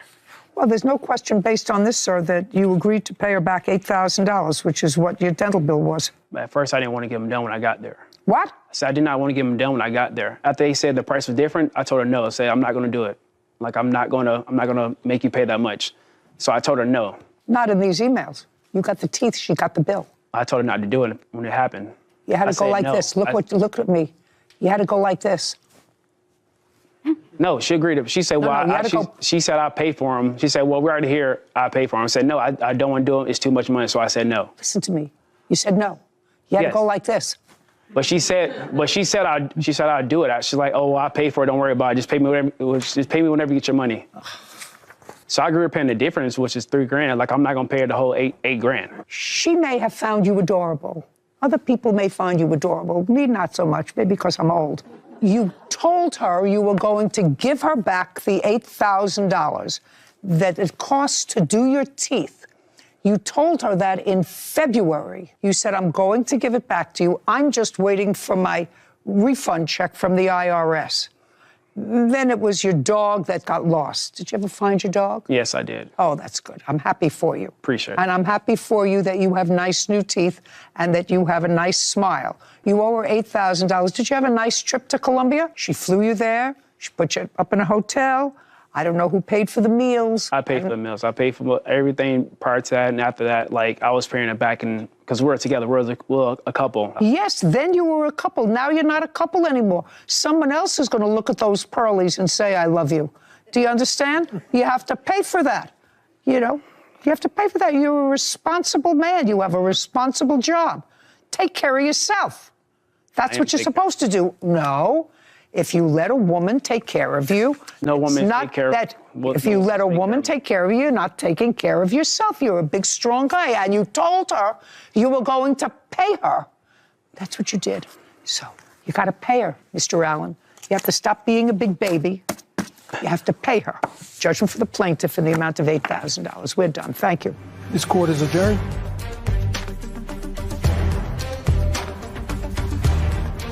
I said no one was there. He was like, well, I just paid you the difference, not the whole full amount. I'm happy with her decision. It was fair. She said, well, I paid for it.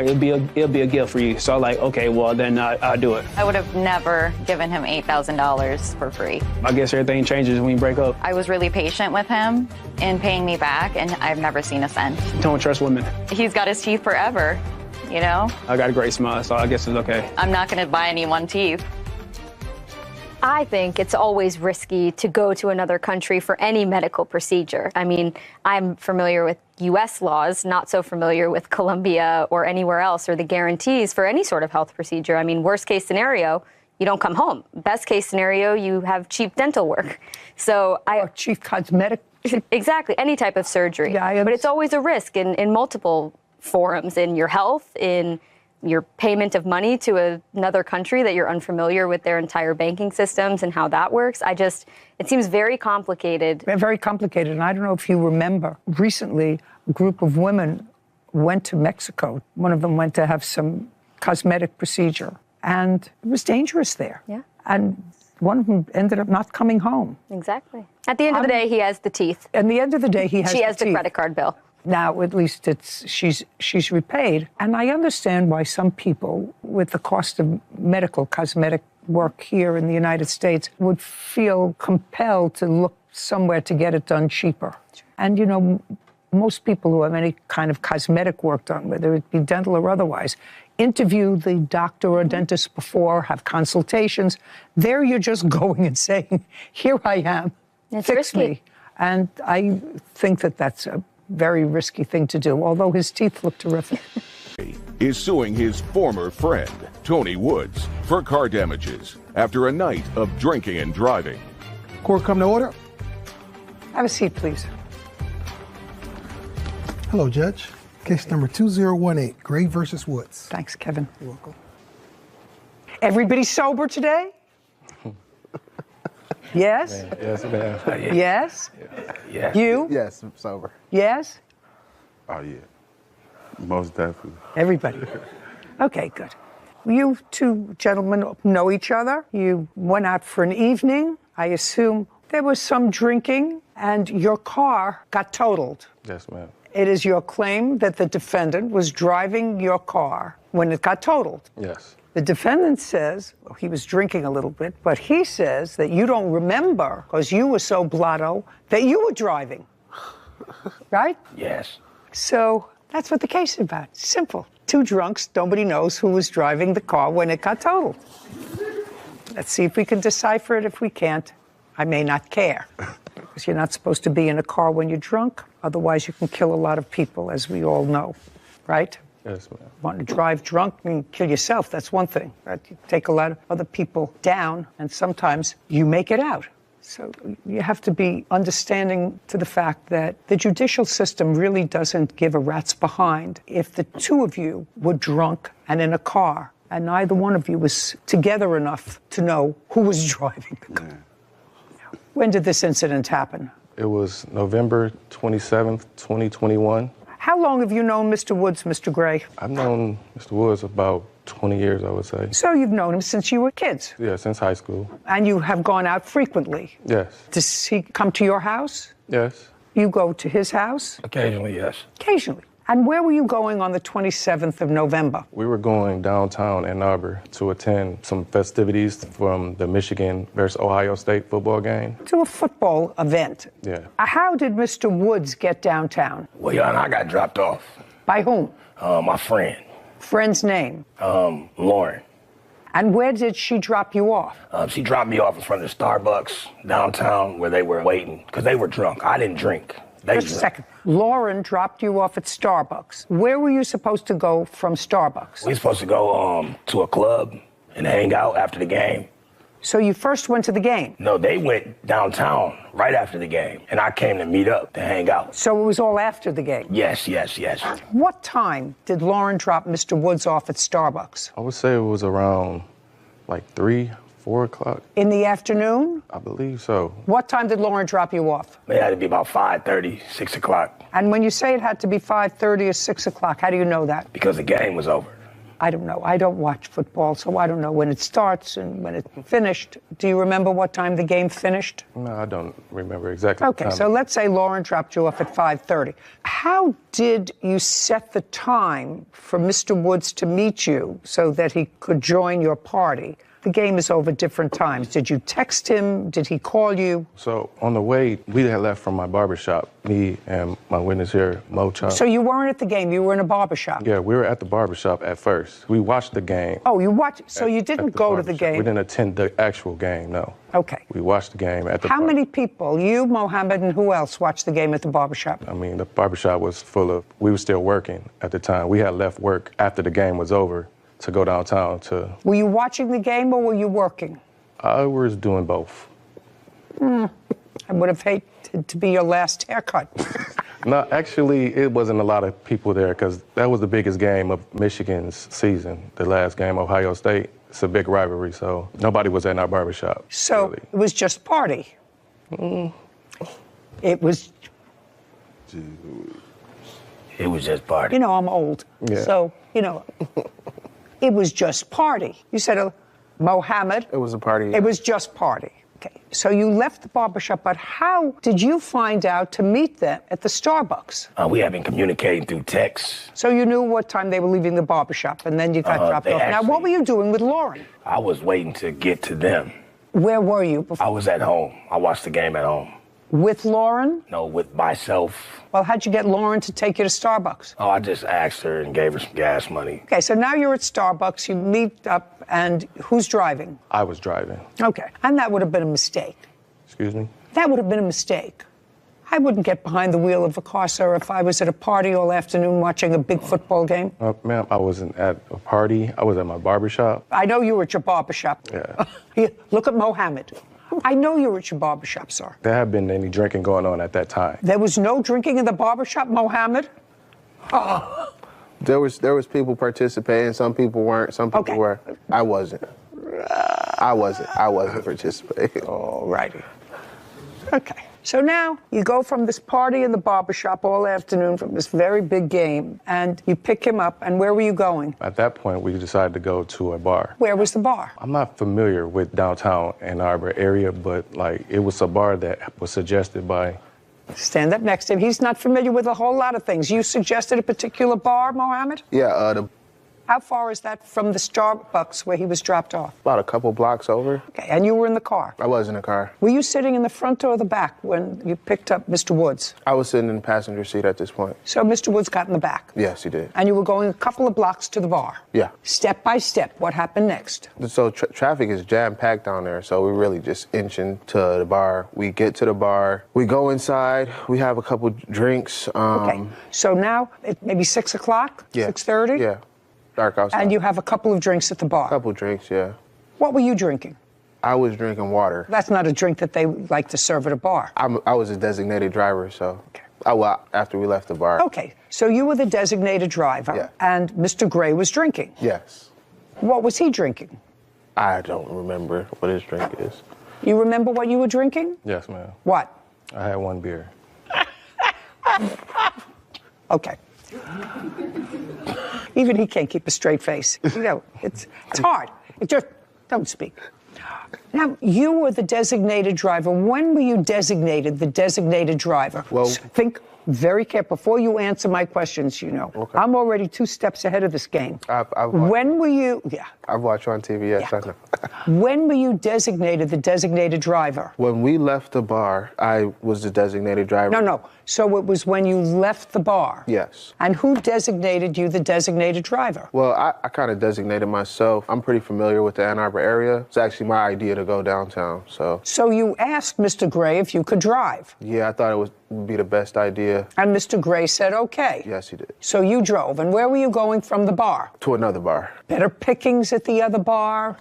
Just bar hopping, you know, college, downtown, football. Okay, and what's the name of that bar? Where do we go from there? No! Speak, as I look at you. The name of the other bar.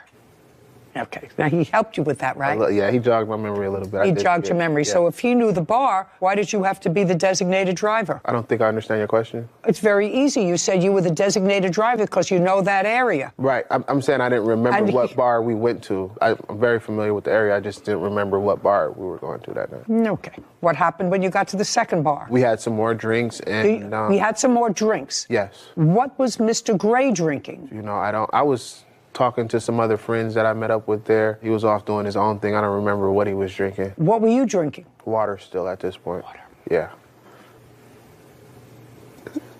I like to stay hydrated.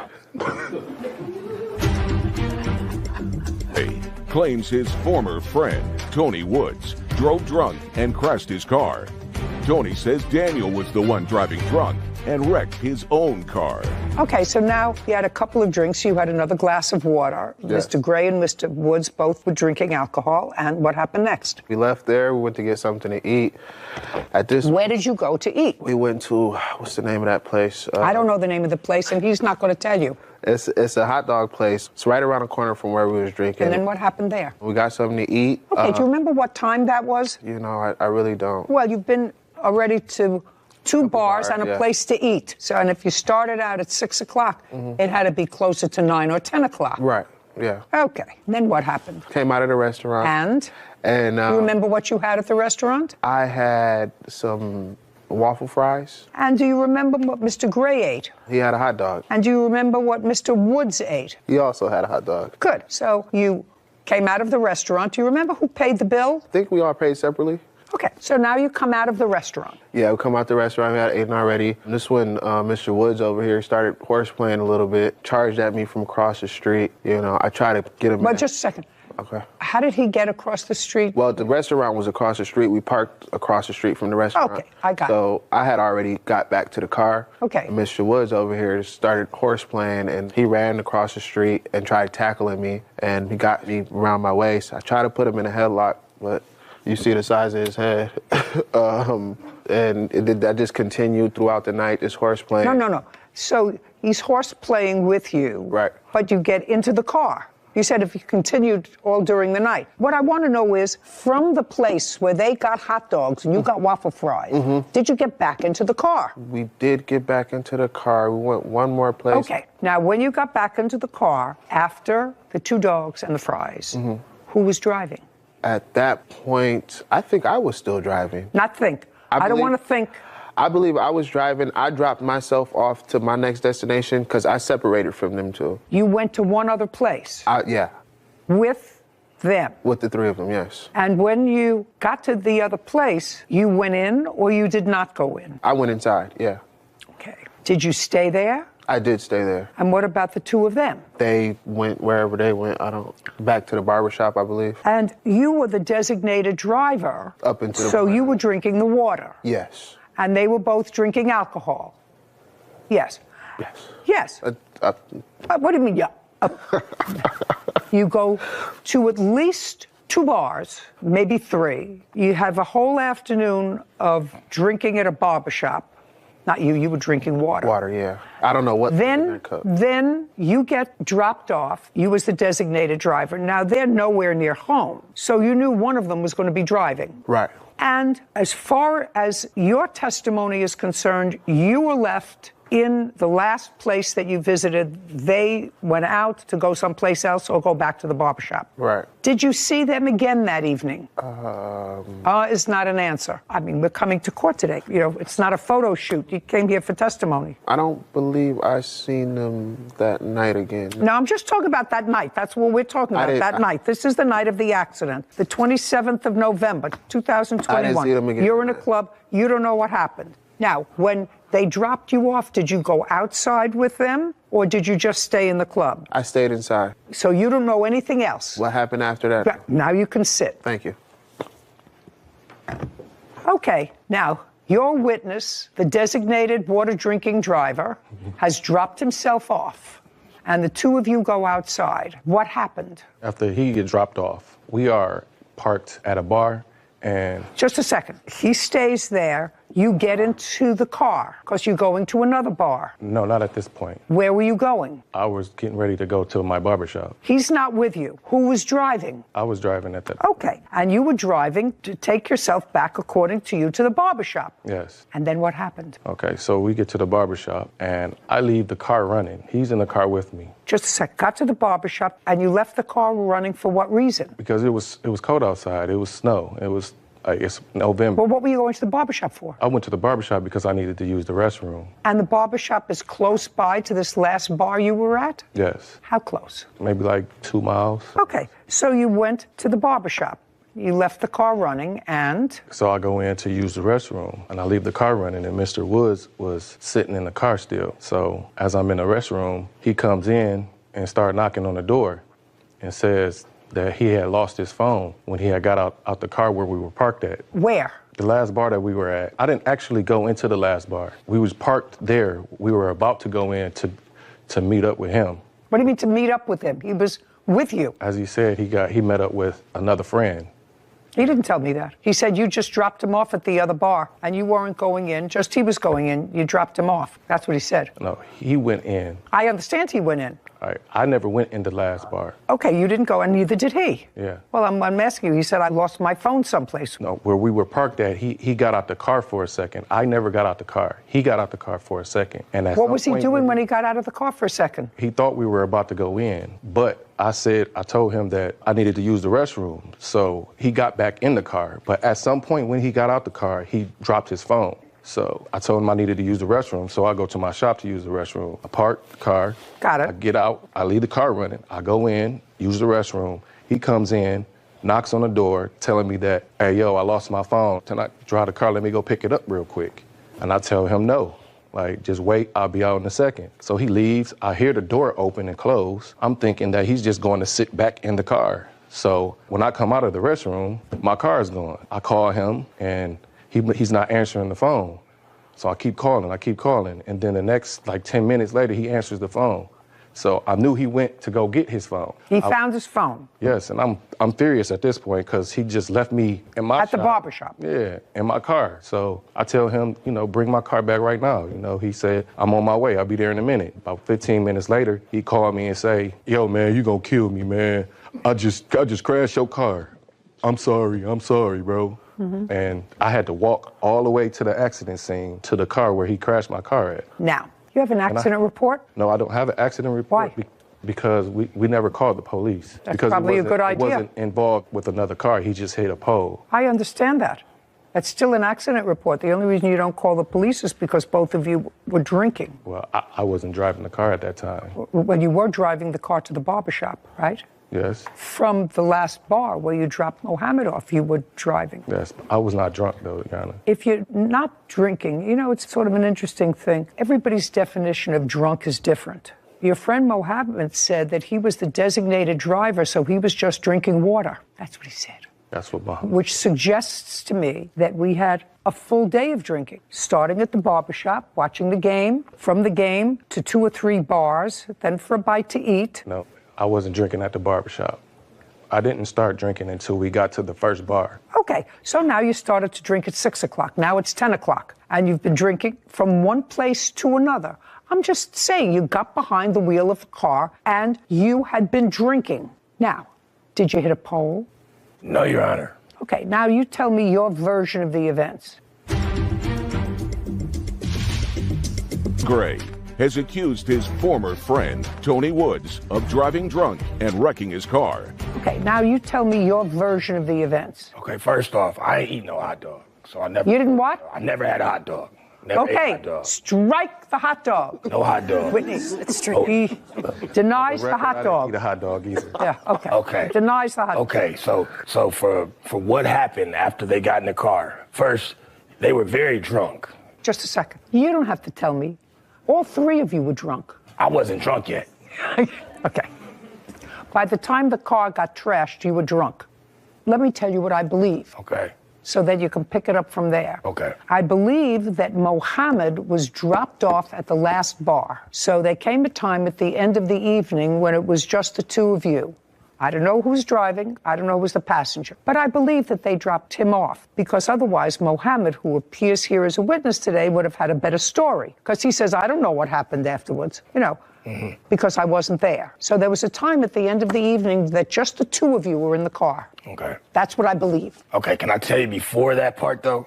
Because he was driving down the wrong way of the street. But there's no question in my mind he shouldn't have been behind the wheel of a car. And that's when I lost my phone and my wallet, and we were wrestling in the street. He actually attacked me. Let's move forward. Okay. There came a time when just the 2 of you were in the car. Okay. When was that? Well, we were sitting in front of a bar that we were about to go to. I got out the car, and I dropped my phone. At that time, I asked him to take me back to get No. You dropped your phone. And you didn't know you dropped your phone because if you knew you dropped your phone, you would have picked it up. Right, correct. Right. So then you got back into the car. Driver's seat or passenger seat? I was in the passenger seat. And Mr. Gray was driving? Yes.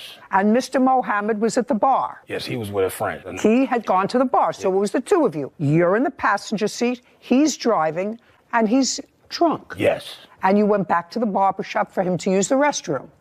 Just follow, because there was a time when you wanted to go back to look for your dropped phone. Do you understand? Correct. Now, he goes back to the barbershop. How long was he in the restroom before you realized that you had dropped your phone? About 5 minutes. And you realized that you had dropped your phone because you tried to make a call while you were waiting for him. Correct. And it was snow on the ground, correct. It was snowing, and he didn't have a frankfurter. Yes. So now he's gone in to use the restroom. You go and look for your phone. You see how easy this is, like, it's like fishing in a fish tank. You went inside, and what did you do when you went inside when you realized that you had lost your phone? I told him, let's go get my phone, and he drove us and went and got the phone. Okay, so he came out of the restroom. You got back into the passenger seat of the car. Correct. And he got into the driver's seat of the car. Correct. And what happened? Then we called Mohammed to try to meet back up with him after we got my phone. And then... No. Step slowly he turned. Step by step. inch by inch. Now you're in the car, on your way back to the bar where Mohammed is to look for your phone. I got drunk. I think I blacked out after that point. Not according to your answer. According to your answer, you knew exactly what happened, sir. What do you mean you blacked out? You signed a sworn statement. I know we got the phone. I got the phone back. Well, I know you got the phone, so you had to have driven back there successfully to get the phone. Yes. And is it at that point that you get back into the car and you blacked out? No, it was just I got really drunk after getting my phone. Like after that, You don't remember what happened? I remember getting my phone and being drunk. Like, I got my phone. Okie dokie, there we go. Okay, you were all drunk. As a matter of fact, I have zero sympathy for any of you getting behind the wheel of a car. Okay, the car was damaged. Yes, I have. And so what you want me to believe that you blame him, and I could understand that because I don't know how drunk you actually were, whether or not you blame him for your wrecked car because you were driving the car back to find his phone and it wouldn't have been in that problem had he not dropped his phone out of the car, or whether he was actually driving the car drunk. It's actually irrelevant to me. You were both driving drunk. You have a bill to fix the car? Yes, I do. I'd like to see it.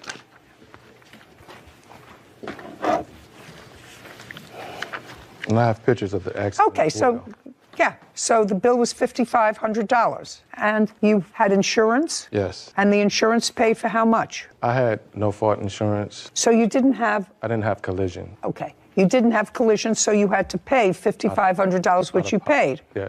Divide that by 2. $27.50. That's what I thought.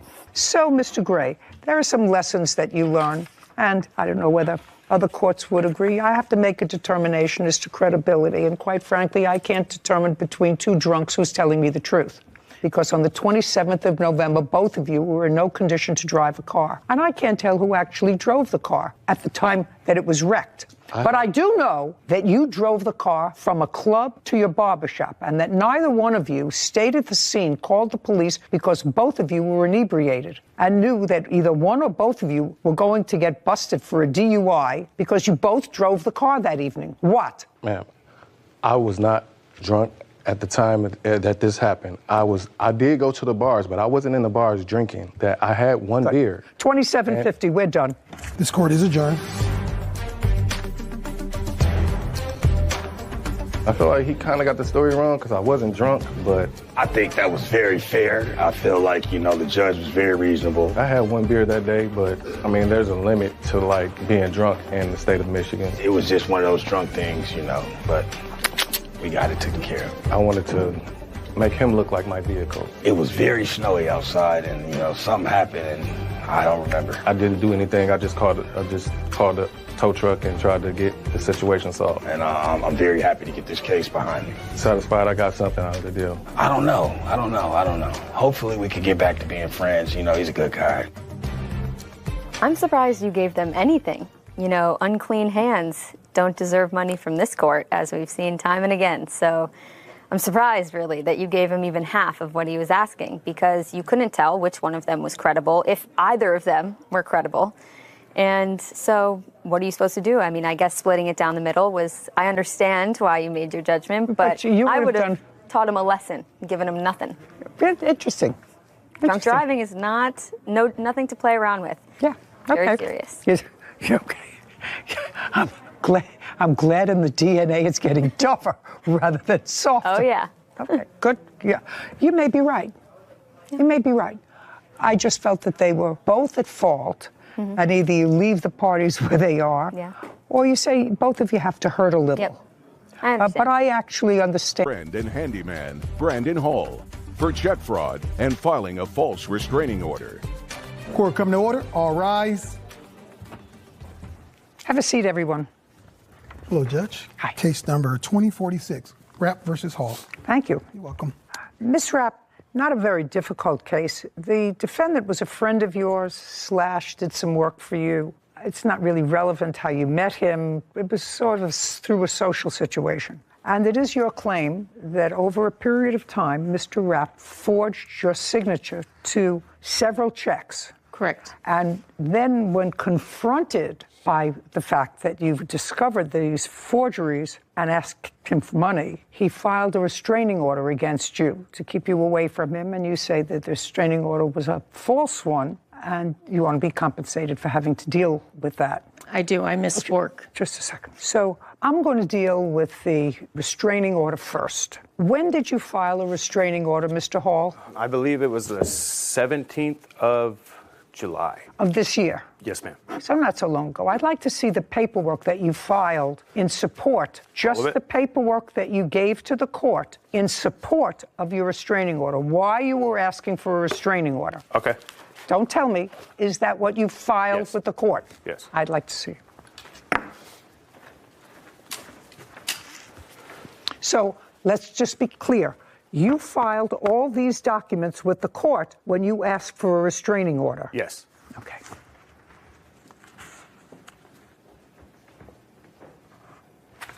Yeah, I've read some of the text messages, and you're aware of what the text messages say. Yes. I assume you're aware of what they say. Uncross your hands. Oh, yes. And that part of your application for damages as a result of filing a false restraining order is denied.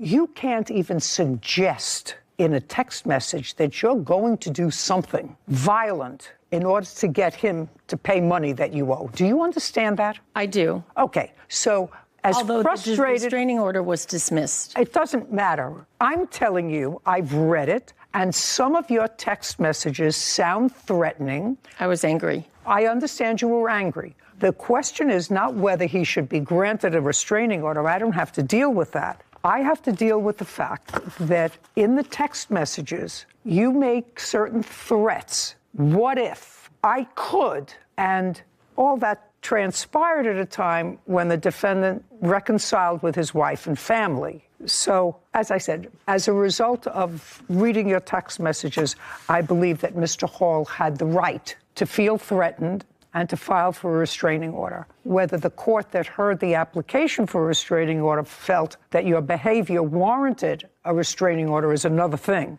But I can understand why he would file a restraining order to try to keep you away from him and his family. Oh, yes, ma'am. Sorry. Great! Now I want you to tell me why you forged her name to checks. Because she... $8,800 worth of checks. Now you have the right to file a restraining order. Because she asked me to do this. Because she asked you to forge her name to the checks? Yes. Okay, I want you to tell me when the first time she asked you to forge her name to a check. And I assume, just like you've kept all these documents. Yes, ma'am. You have a document to show me, just one. Because if you show me one, I would tend to think that there were more. So just show me one where she said to you, forge my name to a check. Okay. Take the money out and forge my name to a check. Don't say anything. Just show me. Don't shake your head. It's annoying. I believe this is the first one. Okay. So in that one, she asks you to sign. Well, maybe. What are you showing me? The check. I don't want to see the check. You know how you kept these text messages that you texted back and forth and back and forth? I want you to show me, because you're methodical, one time out of the 6, 7 times that you forged her name to checks, show me one time where she said to you in a text message, in an Instagram, in a pigeon note, where she said to you, take out a check from my checkbook and forge my name to it because I want you to have money. Just show me. I don't have Of course something like not. that. No. Of course No, not. I don't. Now, the first time you forged her name to a check was what month and year? I believe that it was December 9th. Of 2021. Yes, ma'am. And what were you and Miss Rapp engaged in at that time that she told you to forge her name to a check? Okay, so I'm an electrician, and I've been an electrician for 13 years. I've been doing side work all around my county, and there's a handful of liquor stores that trust me that I can go and cash personal checks that I get paid for doing my side work. Miss Rapp knew that, and... Don't tell me what she knew.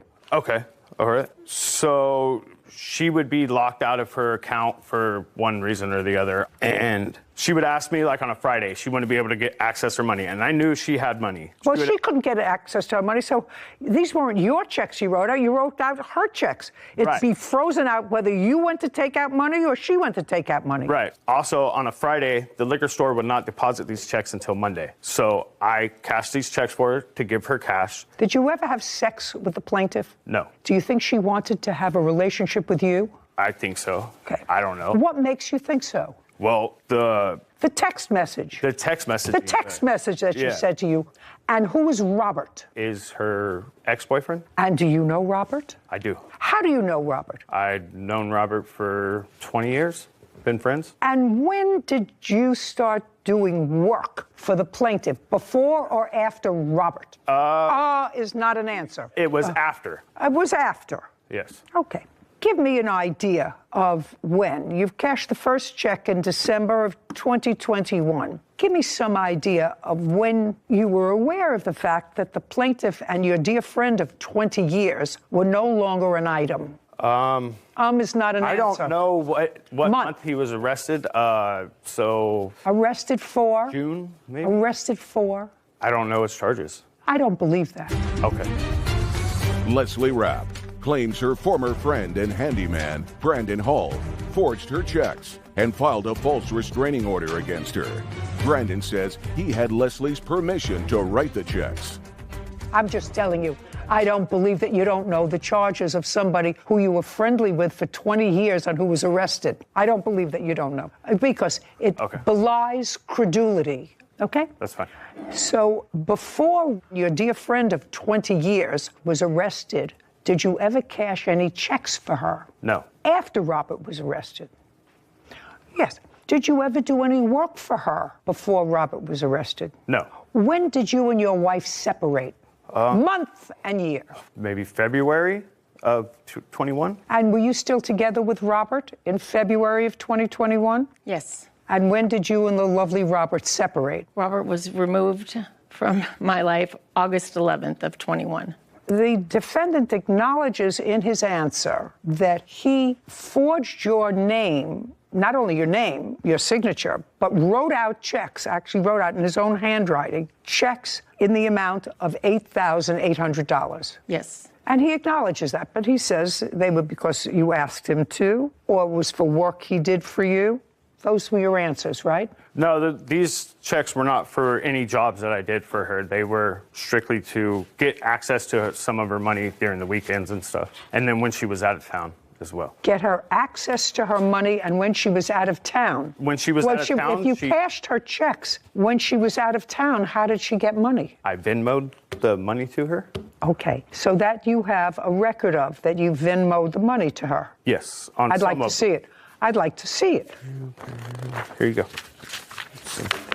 Here's all the Venmo deposits. Her sending me money. To her. No, not. Just a second. Try not to confuse me. I'm an old person. I want to see only the monies, because she's going to show me the checks that you forged. And contemporaneously, which is a close period of time, with those forged checks, you would have put the money in her Venmo account. On a couple of different occasions, yes. Just a second. Just show me those cases. She's going to take out the checks that you forged. And those checks should coincide date-wise with the Venmo transactions. Am I doing that right? Venmo. Yeah. Venmo. Yes. Your Honor, I don't see where I have the ones that I deposited in her account. These seem to all be her depositing into my account. Duh. Yeah. So Okay. I do have. So let us understand this, Ms. Rapp. Did you ever give him permission? The answer is yes or no. No. Did you file a police report? Yes, I did. You did. I'd like to see a copy of the police report. I haven't. Then we're in good shape.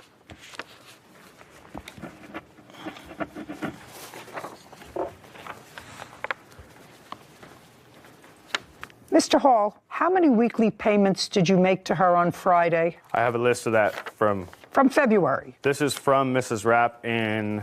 No, I'm asking you. I'm asking you, how many payments did you make for writing these unauthorized checks to her? Seven. And what was the total amount of those checks? $3,700. Why in the world would you pay her $3,700? If you could look in those messages, I was being. She was saying she was going to put me in jail for doing things. For forgery. Okay. For forgery. Right. And you asked her not to. Right. And you said, I'll pay you back. Right. Right. I'll pay you back. Just give me some time. I have 2 kids to support. Right. Is that what you said to her? Yes. $8,800 judgment for the plaintiff. We're done here. Is adjourned. Well, I'm happy about the outcome because I think it's bogus, man. I really need the money. Because she started all this craziness as soon as I went back to my wife. There was never a relationship between the two of us. After that, when she started doing all this, is when I went and filed for a restraining order. He did that as a direct retaliation for the police report I filed. She's gonna have to call somebody else for sure. It's definitely time for a new handyman. Just a casual note. Yeah. I have been with my husband, your grandfather, for almost 50 years. And we each have our bank account, and then we have a joint bank account. I have never either asked him or given him permission to sign my signature to a check. Yep. He hasn't never asked or given me permission to sign his signature on one of his checks. Mm-hmm. Now, we may ask each other, listen, it's busy. I'm going to go through these checks. We're making all these checks out to the doorman and to Christmas time and whatever, and then I'll sign them. Just doesn't happen. So Doesn't make sense. Right. And so what it is to any job that you do, whether it's a lawyer or a judge, you bring with you your own common sense and your own life's history. I hope that works, because I cannot imagine somebody saying, write out a check for yourself. I don't know you, we're not involved, we're not married, go help yourself. Levi Shaw is suing his parents, Davery and Nathan Celestine, for the repair costs of an 18-wheeler truck. Court come to order. All rise. Have a seat, please. Hello, Judge. How are you? Case number 2032, Shaw versus Celestine. Thank you. Welcome. Mr. Shaw, these are your parents, is that right? Yes, they are. How old are you? I'm 26. Just the very broad framework of this case. You're suing your parents for money that you put into a truck that belongs to them. Correct. And they are counterclaiming for money that they say you owe them for a balance of a dog they purchased for you. The truck that you fixed belonged to your parents. Yes, the agreement was... The truck that you fixed belonged to your parents. And what I gather is that you would come into some money. Is not an answer. Oh, yes, ma'am. And when did you come into that money? I never came into any money from them after I fixed Not the from truck. them. I didn't say from them, that you came into some money. Is not an answer. I'm sorry, yes, ma'am. I came into some So I money want in October. you to... In October, you were not employed. I was employed. By whom? Trucking. Is that their company? No, I was working with them and their brother. So you were working with the family? Yes. Okay. That was in October. Yes, October ma'am. of 2021.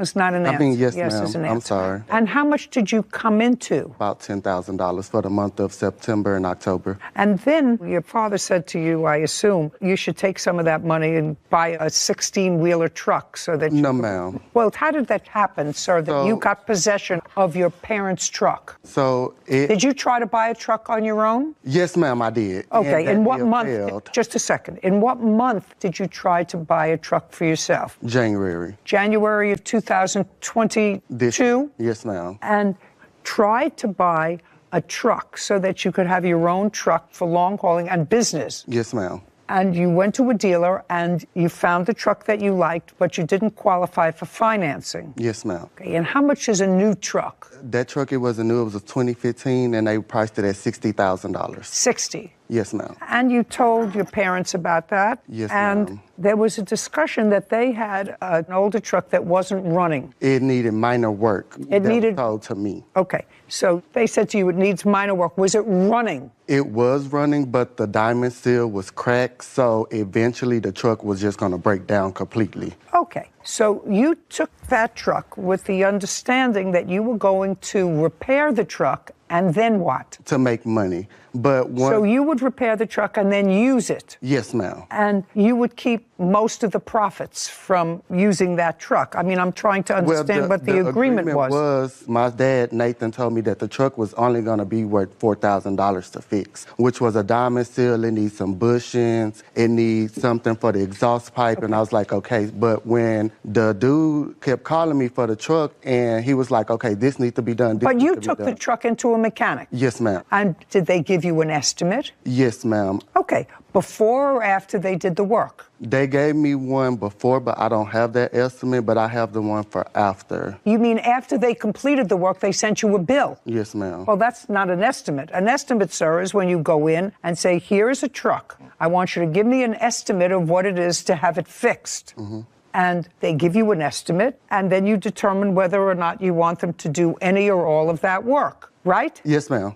Okay. I would never bring a truck into any mechanic or to any dealership mechanic and say, fix it. When they was calling me, telling me additional problems that was wrong, I would call them, which I have my phone records that show that I was also calling them once the dealership called me to fix the truck. Well, because some just a stuff second. on the truck wasn't able, like it needed a new gear, it needed new transmission was messed up on the truck. Just which a second. All I want is what you're telling me, that your father told you to go ahead and fix those things each time you got a call? Yes. Okay, so you would call him and your father would not say to you, well, how much is that to fix? Well, yeah, he was, but I had already had a settled amount that I told him that I was willing to spend, which was $10,000. Well, did you spend $10,000? The truck was actually over $10,000. I understand to fix it, but you actually spent $10,000. You actually spent the $10,000. $10,900 to be exact. To fix the truck. Yes, ma'am. And you have the truck. Yes, ma'am. And I think the truck was $13,000 to fix. Yes, ma'am. So you paid the additional $3,000. Yes, ma'am. Now the truck is running. Yes, ma'am, it's running. It was running before, Your Honor. But it's running now better because ma'am. there are. Yes, ma'am. Because using it. Just a second. I can only hear from one of you. He said the truck is in use. You said no. It's not used, or is the truck? No, Your Honor, I misunderstood what you said. I thought you was talking about the repair. You saying is the truck operable now? Yes, it's operable, but it's not on the road. It's not on the road? Who Yes, cares ma'am. if it's not on the road? Oh, yes. The idea Ma'am. was he was supposed to fix the truck and supposed to be able to use the truck. Yes, ma'am. Is he able to use the truck? Yes, he's able to use the truck. Okay, great. When was the last time he tried to use the truck? He never tried to use the truck after it was fixed. He said that he no longer wanted to be a part of the deal, to give him his money back. Okay. I have something. Now, when the truck originally got fixed in February, my dad came into town multiple times. It was one more piece that needed to be fixed, which was the ABS module, which if you get pulled over, they're going to stop you and shut you down completely. I don't know. And I told him, hey, we need to get that fixed. He came into town 3 times, and I asked him, hey, is you going to take the truck to the shop? Hey, is you going to take the truck to the shop? He said no. And he's like, well, it don't have any insurance. And it was just a whole bunch of excuses why he couldn't take the truck to the shop. Whether he can or he can't, he says, and your mother says you're able to use the truck. But I don't have a CDL, so I'm not able to drive it. Well, you didn't have that when you took it in anyway, to be fixed. But I didn't take the truck over there. He drove the truck to the mechanic shop. Whatever. I don't care who drove it there, but your agreement with him was you tried to buy a new truck. It was much too expensive. Your agreement with your parents was that you would take an older truck of theirs that needed a lot of work, and you took it into a mechanic, and the mechanic was going to fix the truck, make it operable, so that you would have an opportunity to use it and make money. Yes, ma'am. And so I'm asking you, now the truck is fixed to the tune of $13,000. When was the last time that you asked to use the truck that your parents said you can't? Well, I asked him, can I have his dad take the truck to get the additional piece put on, and he told me no, just to wait till he come into town. Okay. Shaw claims his parents, Davery and Nathan Celesti, owe for the repairs of an 18-wheeler truck. Levi's parents are countersuing for the balance of an English bulldog.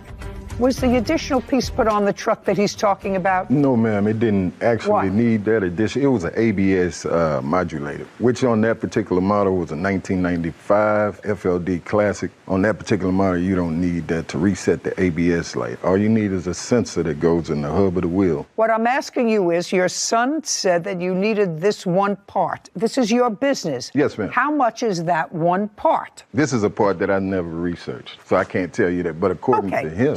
Perhaps I didn't ask you anything. Perhaps you can tell me. The part was $900. That was returned back. It was never returned because they wouldn't let me return it because it's dealing with wires. So when I asked them, can I return it, they said no. And I had a text where I text her and I said, hey, they will not let me return this piece. Return what piece? The ABS module. They So- will not let me return it because it's electrical and they do not accept returns on electric pieces. So is what you're telling me that you bought this piece for $900? Yes, ma'am. Okay, and that it wasn't necessary. You didn't buy it from him. No, but I don't know if it was necessary, but what the mechanic told me and what You the can't tell me mechanic- what the mechanic told you. Well, I'm just saying the mechanic told No, me you that it can't needed. tell me what the mechanic told you.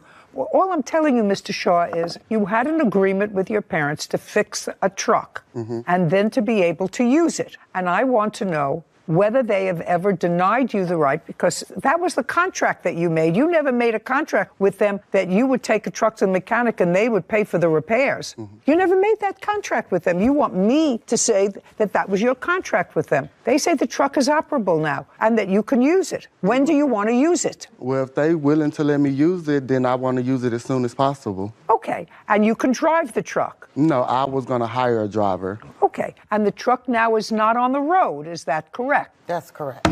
Yes, ma'am, Truck that's right. now, That's right. That's right. the yeah. truck is That's not on the road. No, ma'am, it's is not. what you said, Yes. but operable. Yes, it's not operable. Okay, and after the agreement that your son was going to pay the money, fix the truck, and then be able to work at it so that he's getting some benefit from what he put into the truck. Yes, ma'am. Did you have an I wanted to ask. I'm not looking at you. Okay. Did you have a discussion with him about how much of the time he would be able to utilize the truck, or was your agreement with him that he could use it at will? I gave him a specific time. Yes, ma'am. I'd like to hear what the specific times The specific time was. Let's make it up as we go. No, ma'am. I'm thinking straight to you. I'm gonna tell you just like it actually is. I gave him specifically, according to him, about 3 months of when he probably needed it, to get himself together. No, just a second. You mean he was going to spend $10,000 on fixing the truck and you were going to let him use it for 3 months? Well, Put as your long hand as he- down. I'm well, not talking to Well, you. as long as he needed it, I'm gonna put it that way. As long as he needed the truck. So now that's better. Yes, ma'am. So that he can use the truck whenever he needs it and he's going to get a driver. I just want to know because we're going to have to memorialize all this Yes, in an order. What do you want? We had a driver. My brother was the driver. I don't care whether your brother was the driver or not. That was not the agreement that your husband said he made with his son. Yes, ma'am. He says he made an agreement with him that if he paid to have it fixed, he could use the truck whenever he wanted to. That's what your father says. No, that is not. That Okay, is not so true. when did you ask to use the truck? So in January, when I was getting the truck fixed, they told me $4,000. But as the mechanic kept calling me, adding on stuff, I said, hey, I'm not about to pay all this money, and y'all telling me I can just use it. If I'm about to put all my money into it, I want the truck. And my mom was like, okay, you can do that, because in January, they didn't make any money. Just a because- second. So what you're telling me is what you said to your mother, I'm not going to put in all this money unless the truck belongs to me. Correct. Well, that's not unreasonable, Mr. Shaw. I can actually see that. You're spending $10,000 of your money and you want to be able to use the truck. And you want it to be able to not have it on a whim of somebody else. Yes, ma'am. How old is this truck? This truck is exactly 22 years old. How long have you owned it? I've owned it since I was 23 years old. Okay, so you've owned it since it was new. Yes, ma'am. Did you make a living from it? Yes, ma'am, I did. Good. Do you have other trucks now? Yes, ma'am, I do. How many others? Just one other. I'm not no big scale company. I just got one other truck. Yes, ma'am. Can I see the title to the truck, please? To the truck we're talking about? Yes. I don't have that title with me. Why not? I was under the impression that I didn't need to bring it. Okay. And according to you, the truck's not on the road now? No, ma'am, it's not on the road. Do you remember having a conversation with your son about, I'm not going to spend all this money unless the truck is mine? Yes, ma'am, I do remember that conversation. Do you remember where it took place? He was driving and I was at home. So it was over the phone? Yes, ma'am. Remember what month that was? January. January of 2022. Correct. Tell me what you said to him and what he said to you. I told him, I totally understand what you're saying. I said, let me talk to your daddy and we'll see what we could do. But Great. As a parent, that sounds perfectly reasonable. And did you speak to your husband? Yes, I did. Did the two of you own the truck? He owns the truck. It's in his name and Nathan's name. So you said, okay, that sounds okay. Let me talk to your daddy. You have to talk to the owner of the truck because Correct. now you're seeking to change the agreement. Do you understand? Yes, ma'am. Okay. And after you spoke to your mother, did you have a conversation with your father about the ownership of the truck? Yes, we did. And tell me when that was and what was discussed. It was in January as well, and when I told him that, he said he totally agreed with me that if I put in majority of the money, that I can have the truck. Okay.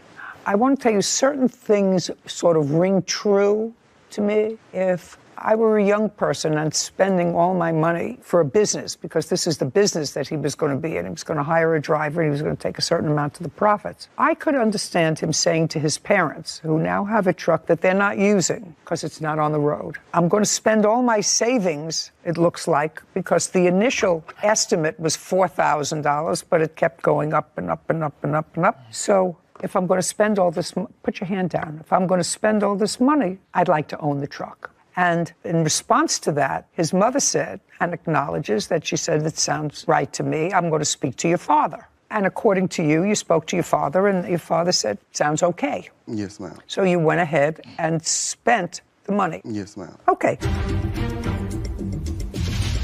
Levi Shaw says his parents, Davery and Nathan Celestine, owe for the costs of repairs to an 18-wheeler truck.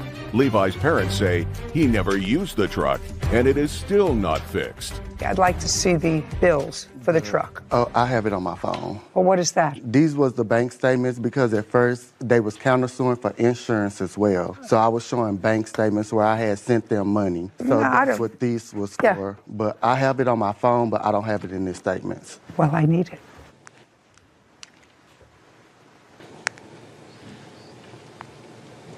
Here you go. Is that the one final invoice? Yes, ma'am. I'd like to see it. And it also I have at the bottom where it says it needs the ABS module. Your Honor, can I see that as well? Yes. Well, so the entire amount is $13,000.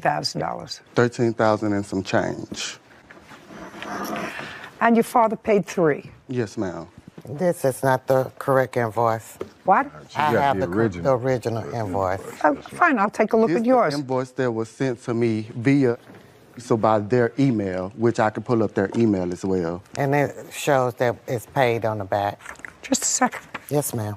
It's the same thing as he showed me. But it has our name on it. Who cares? The ones that he showed you, it changed since then. Well, but let me ask you a question. No. Unless I'm missing something. No. You're not questioning the fact that he paid $10,000 to fix the truck out of the $13,000 that the truck was. Are you questioning that? No, I'm not questioning that. Then I don't know what we're talking about. Okay. Let's go over this one more time.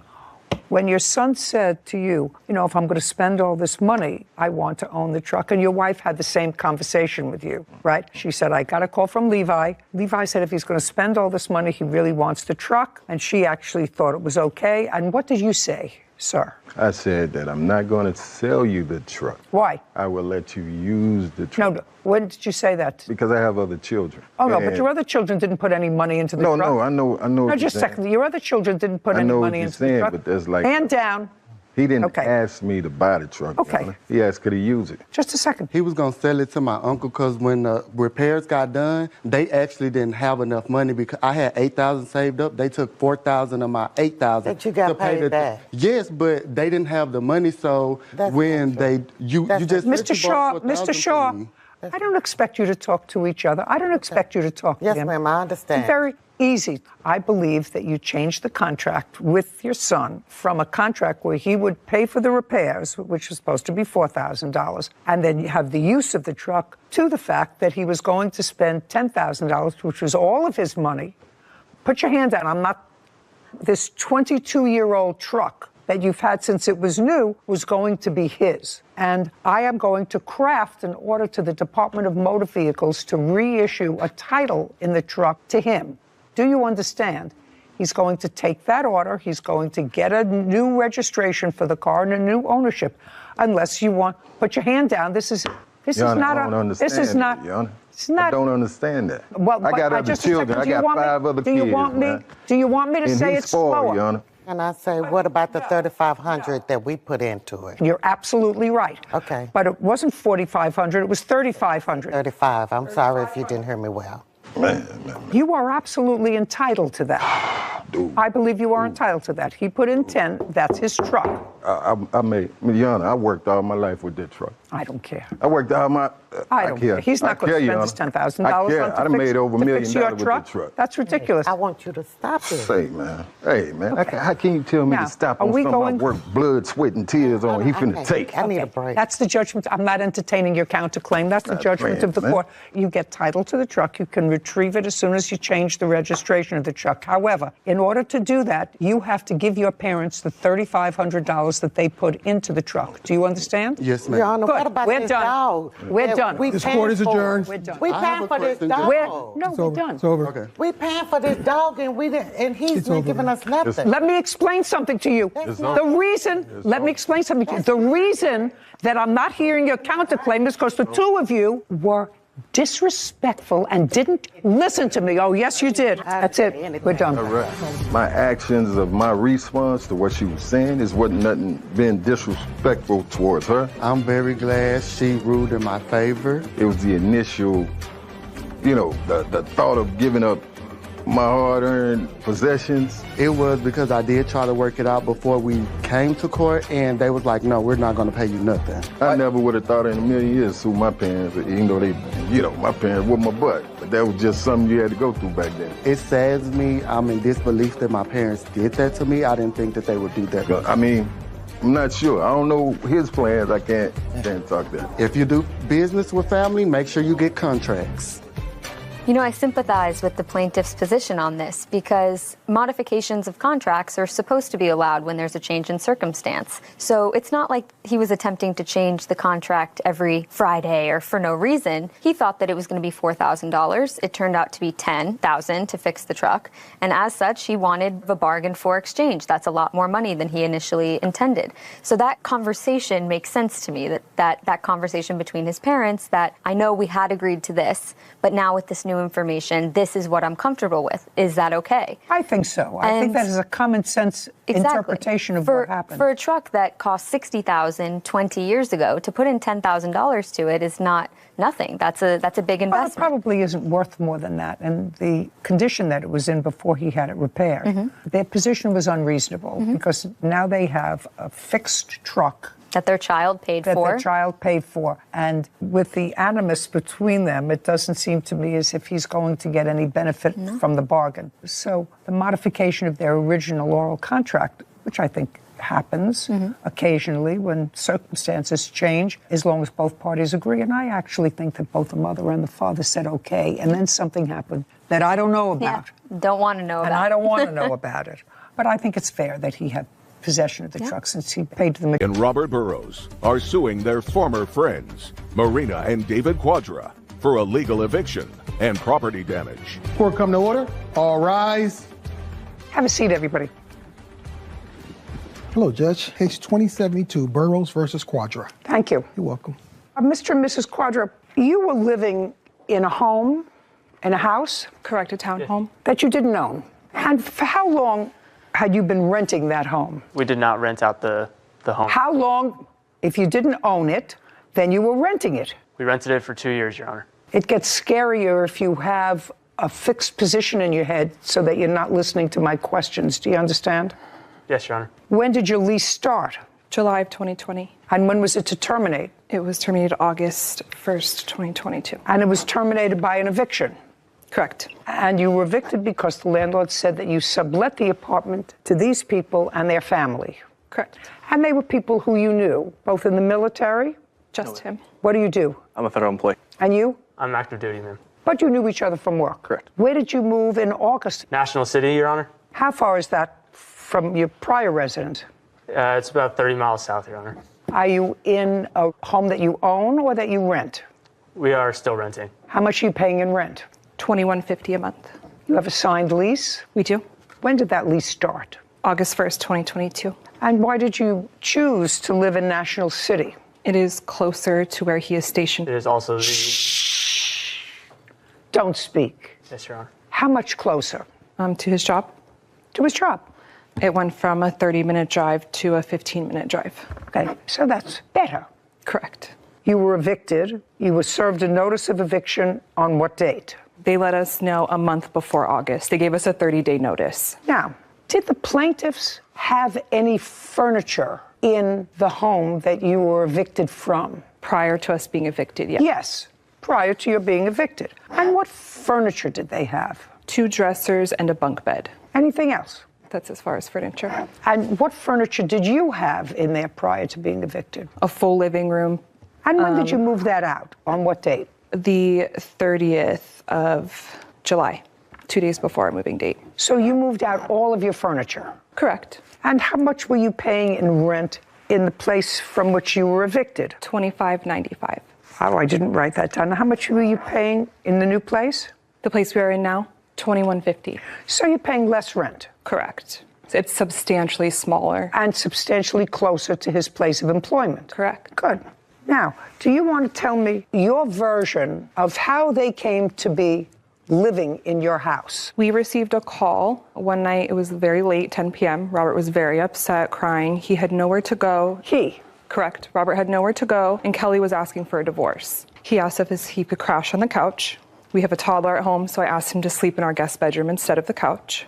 Okay. He stayed that first original night, and the next day he needed to job hunt as he was jobless. We offered to watch his child. He looked for the job and came home. He asked us if he could stay for a while in that guest bedroom until he got onto his feet with the job. He offered money to just help out with utilities and how much? $1,000. $1,000 a month? No, just $1,000. And our words, when he had asked, and we asked him, how long do you think it will take you to get on your feet? It was just a couple weeks.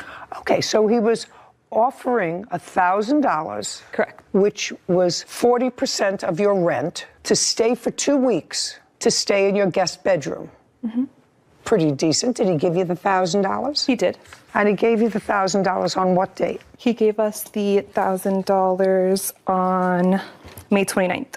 And when did he start staying there? He started staying with us May 21st. Then what happened? He stayed with us for about a week. Everything was okay. He job hunted. I helped with the child. Within this week, he... Look at me. I'm sorry. He confided in us that he wanted to work on his marriage with Kelly. He did not want the divorce. It was something that she had asked for. They wanted to work on it together and had asked if Kelly could come around to stay with him and the children and work on their marriage. When he moved into the guest room, did he take the children? Did he have the children with him? He did, but it was just on certain nights. They were sharing. And then he asked if Kelly could come as well. Correct. The wife. And what did you say? Well, why couldn't he go home? He could not go home due to their relationship with her parents. Their parents. Oh, she was living with her parents. Correct. And they were both living with her parents. Correct. So he said, I can't go home. We want to work on the marriage. Could we come and stay here with you? Correct. They have 2 kids? They have 3. They have 3 kids. And how many dogs? 4. 4 dogs. So far, you get 4 stars if you let her come. I wish it would have worked that way.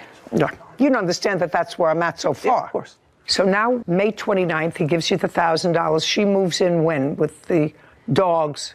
So we had a long trip planned to Vegas. We let them know that after we had left, she could come stay while we were gone. What month? June? June, correct. How long were you away?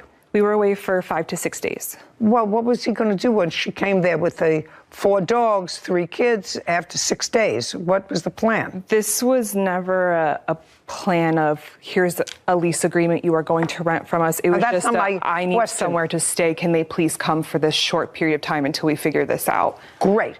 Okay, now let me hear your version of the events. When you went to stay there with your children, you were having trouble with your wife. It's incorrect. Incorrect. Former friends, Marina and David Quadra, owe for an illegal eviction. Marina and David are countersuing, saying Kelly and Robert caused them to be evicted. So when you went to their house and you wanted to work on your marriage, you could have gone back to your in-laws. Yes, that's correct. You could have. Why didn't you? The reason why we decided to split up was because we're trying to keep our kids in the same school district. So with having 4 dogs, that's impossible to keep in an HOA.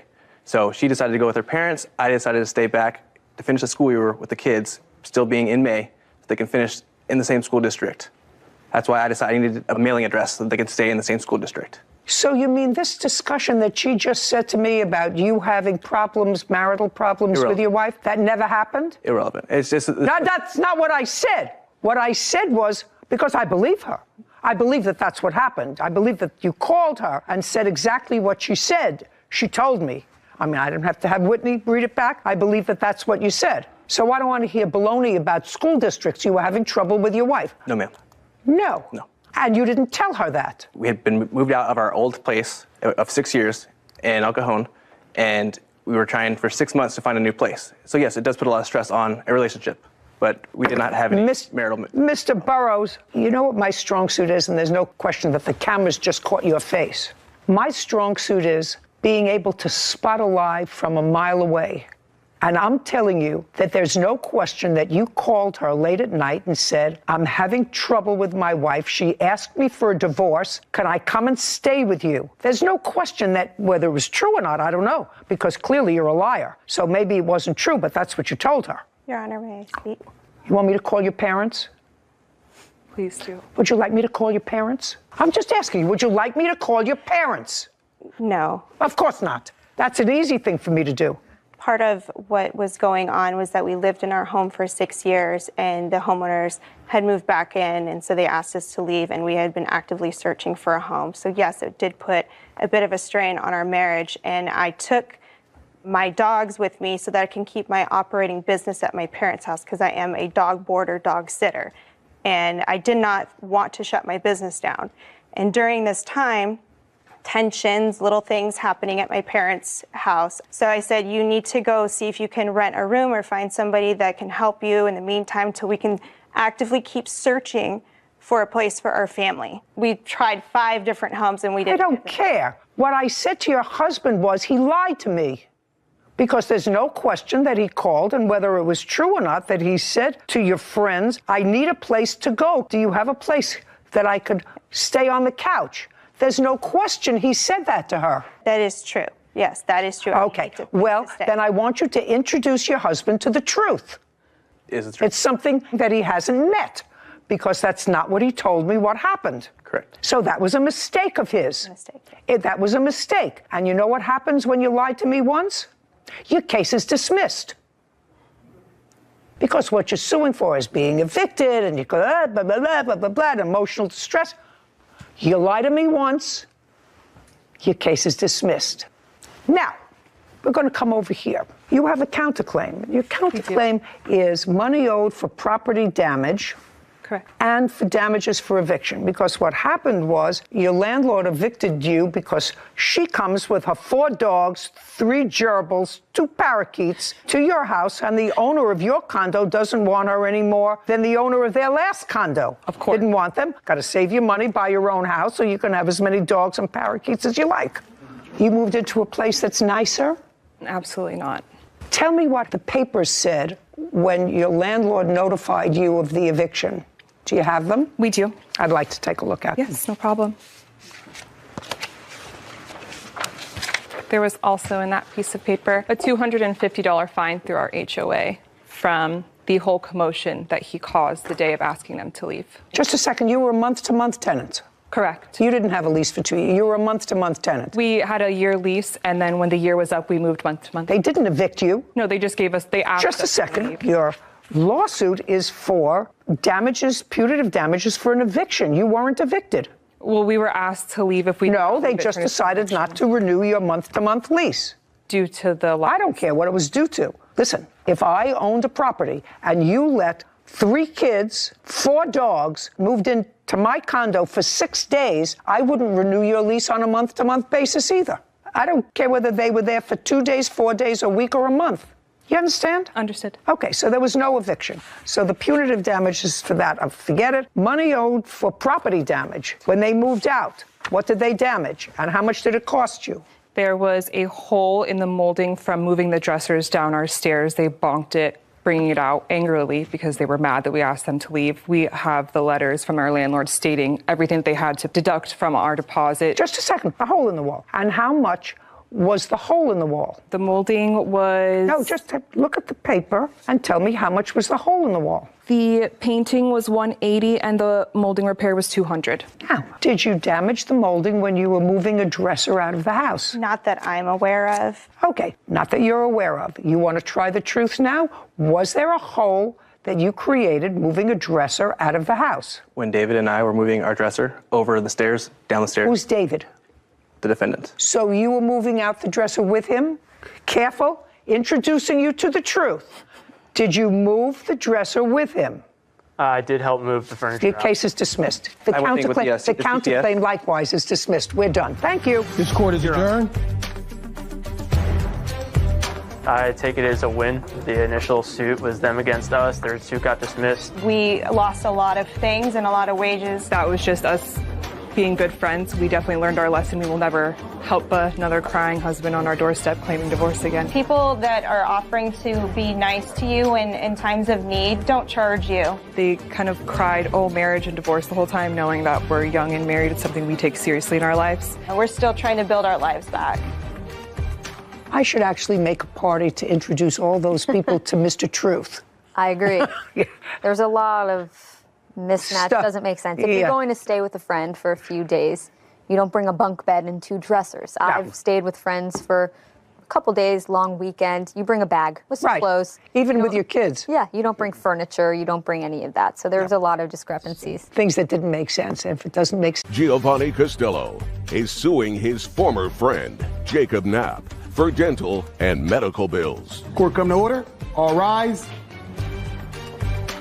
Have a seat, please. Case 2110, Costello versus Knapp. Thank you. You're welcome. Mr. Costello, you and Mr. Knapp were out drinking in the park. Yes. Date and time. The date and time was around 3 a.m.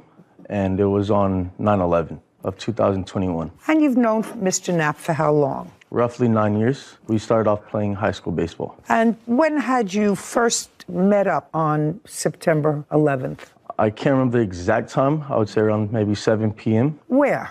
At a bar over in Old Town Pasadena. We weren't meeting up. Just a second. Yeah. So you were in a bar in Pasadena, 7 p.m., just the two of you, or were there more people? No. How many were there in the whole group? I had around 5 or 6 people in my group, and we went All to a friends?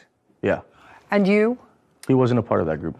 But you were at the bar? No, ma'am. I was at work when he contacted me. Okay, so so you were at the bar starting at 7 with your friends. He wasn't there. Yeah. Okay, what time did he join you? It wasn't, I couldn't tell you the exact time. Approximately. About an hour later. At the bar? Yeah, but it wasn't a text or anything like that. He just happened to go to the same bar. No, ma'am. What ended up happening from the start, I was at work. He contacted me via text. I don't Do you have that text? No, ma'am. I tried to erase the whole memory from my mind, so I deleted all the pictures and all the text messages. Oh, well, that's unfortunate. Yes. That's unfortunate. I've never done that, by the way. You know, wanted to erase something from my mind, so I didn't just say I'm not going to think about it anymore. I've never done that. Did you ever do that, Sarah? I have not. You have not? And she's pretty efficient with text messages. Did you ever do that? Never have I done that. No. Well, you must be unusual, sir. Okay, so you met at the bar. What time did you get there? Well, my shift ended at around 9 o'clock. What time did you get to the bar? 10 o'clock. And when you got to the bar, you met Mr. Costello. Yes, ma'am. He had a few friends with him. How long did you stay at the bar? We were there till 12. Okay, so Mr. Costello, you had been drinking from 7 until about 12. Correct. The answer is yes. Yes, of course. And what's your drink of choice, sir? Beer. What else? The first bar that we were at doesn't serve hard alcohol, so it was just beer there. Okay, so from 7 to when were you at the first bar? Yeah. From 7 to when? 7 to when? Till To 12. 12. Yeah. So it's But I 7 was to driving 12. At the same time as well. Okay, so from 7 to 12 you were drinking beer. Yeah. And then where did you go at 12 o'clock? After 12 o'clock, we ended up going to another bar in Arcadia. Okay, and you stayed there from when to when? From 12 to closing, which is 2 a.m. And you were part of that group? Yes, that's when I initially met the group. At the second bar or At the the first? second bar, yes. Not at the first bar? No, ma'am. Okay, so you got to the second bar, you were there you said you were there at 10 o'clock. Yes. So they weren't there when you arrived? They were there when I arrived, yes. Well, he said that, I thought he said he got to the second bar at 12 o'clock. I arrived at the bar at around 10 o'clock, ma'am. And you got there at 12 o'clock? Yeah. Yeah. So by the time you all got together and left the bar, you had all been drinking, you for a very long time and you for a shorter time. Yes, ma'am. So from 10 to 2, so 4 hours. And what's your drink of choice? 10 to 12, Your Honor. I apologize. 10 to 12. Where did you go at 12 o'clock? 12 o'clock is when we had all decided to go to a park, kind of a low-key area. No, he said that he went to a bar between 7 and 12. Am I correct, Whitney? Did he say? 12. He said you were at the bar, first bar, between 7 and 12, drinking beer. That's what you said. Correct. You said the first bar only served beer. Is not an answer. Yes is an answer. You say at 12 o'clock, you went to a second bar where you had alcohol between 12 and 2. Yes. Yes? Correct. You got to a bar at 10 o'clock. Yes. Which one? The beer bar or the alcohol bar? I finished my shift, like I said, at 9, and I showed up at the bar at 10 to meet up with them, to try to rekindle an old friendship. Okay. Yeah. I actually don't care about that. All right, so partially you got your story straight, partially not. Anyway, you were 2 drunks. Now it's after 2 o'clock, and you decide to go to a park. How many people went to a park, and what park? It was the same amount of people that I was with from the start. And you were along at the park? Yes, ma'am. Yes, it was. Okay, did you take any beers to the park, or you went without them? You took beers to the park. The answer is yes. Yeah, the main reasoning of going to the park was after the bar had closed, Jacob mentioned to the group that he had beers with him. So that incited us to go to the park and have some To continue beers with him. drinking. Exactly. Yeah. Yes, prior to me showing up, I did stop by 7-Eleven and pick Okay, so you had beers with you, and you were at the bar. Yes. Nice, very good. Now you get to the park, you're drinking beers. Now you're going to describe what you say is the assault that you suffered at the hands of Mr. Knapp. Now, I want you to know my feeling before you tell me the story. Okay. I usually don't get myself overly exercised about what drunks do in a park. Do you understand? Mm-hmm. I know that you may be all exercised about it, although I'm not exactly sure you're all exercised about it. So if you really are, I'm going to listen to you. If you're not, yeah, we just eliminate this case. Do you understand? Yes, ma'am. Flo claims his former friend, Jacob Knapp, owes for dental bills after being hit in the mouth with a beer can. Okay, go. You're in the park, drunk. Starting. He's in the yes. park, drunk. Yes. And To state I was not drunk because I was driving my witness here. I my want to friend tell you Maureen. something. If you were drinking Yeah. from 7 to 2, you were drunk. I hadn't been drinking the whole time that I was Let's there. go. Let's go. Okay. So going into it, I was sitting at a park bench with Maureen here, and then I had another 2 friends that were on the other side, and we're hanging out. They had the 2 across from me got up. They went further into the park, and I was sitting with just her alone. And I was just about to show her a video off my phone. Next thing I know, I get hit in the face by a beer. After that occurs, I reach to my mouth to see something's wrong there, and I feel that like a part of my tooth is missing. Okay, and that's what we're talking about. Yeah. That's the assault that you're talking about. Yeah. And you allege that Mr. Knapp was the one who threw the beer bottle. Yes. Okay. It was a full beer can. A can. Yeah, not bottle. Did you report this incident to the police? I did not take it to the police Just a because... second, I'm just asking you. Oh, sorry. The answer is no. No. I disagree. Disagree that he went to the police? With his story. Okay, I'll get there. Okay, so now you get hit in the face with a beer can, step by step. You look down, you look at your tooth. Realize it's chipped. I say out loud, my tooth is chipped. She doesn't... Don't tell me believe it not at first. about she.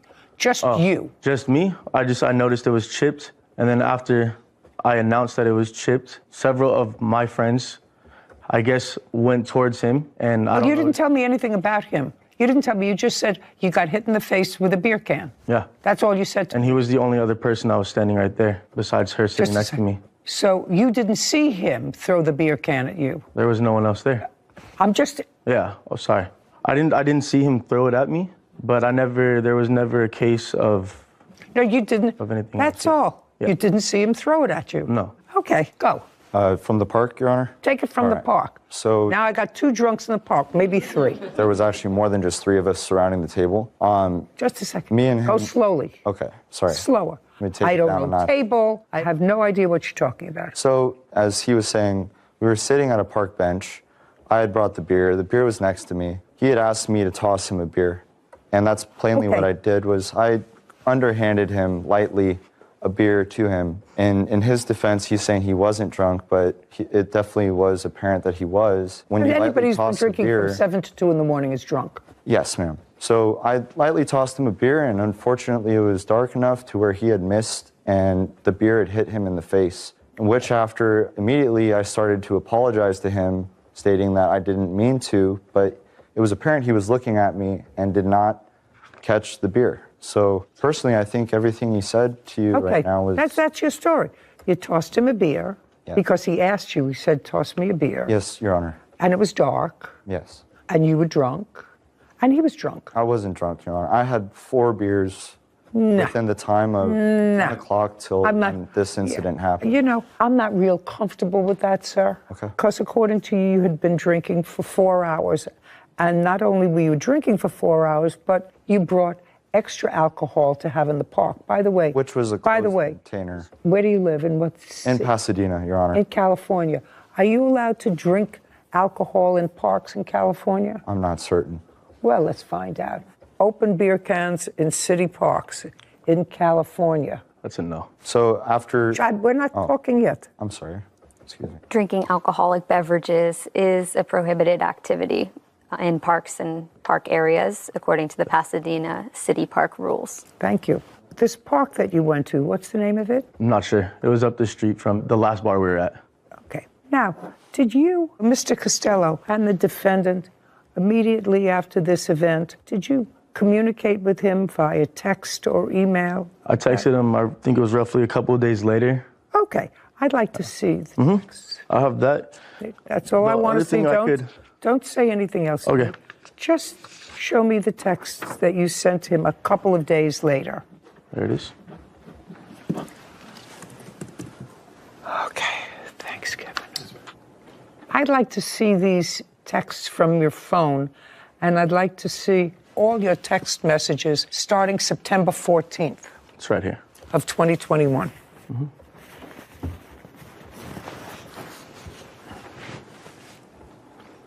No, sir, you have to understand. What you said to me here, what you gave me, is 2 texts a year apart. I want to see the texts to him. There was nothing. After September 14th, you mean he didn't respond at all to this? I don't believe that. My next thing that I did was I sent a letter through the mail, and I have that here, and I have proof of it where I had it so where he had to sign for it, and I have the receipt for it as well. What date? That one, I can pull it up right here. I'm sorry, what letter? I never received a letter. Just a second. So what you're telling me is that I'm supposed to believe that after you sent this email on September 14th, which is 3 days after the event, he never responded to you and you never sent a follow-up email or text. That was the letter. And in the letter I gave him... Shh, just a second. Okay. Oh, here. Take this back. It's nonsense. I don't want to see something prepared for litigation, sir. You said you had a document that you sent to him that he had to sign for. If you sent him a letter, return receipt requested, then you have a return receipt requested with a signature on it. That's a document that you prepared 2 days ago. I have the receipt in here. Let's get it.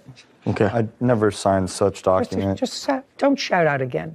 Yes, ma'am. It's annoying, and I'm annoyed enough with this case. I'm sorry for being so unorganized. Me too. Yeah.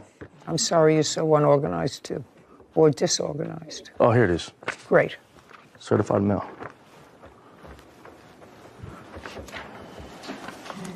They're stuck to the back one. This was sent April of 2022. I want to see what the response was. There had to be a response. I never got a since response September from him. 14th, 2021. There had to be a response. I never got a response from him. Kevin, show this to Mr. Knapp and tell me if he recalls this text message.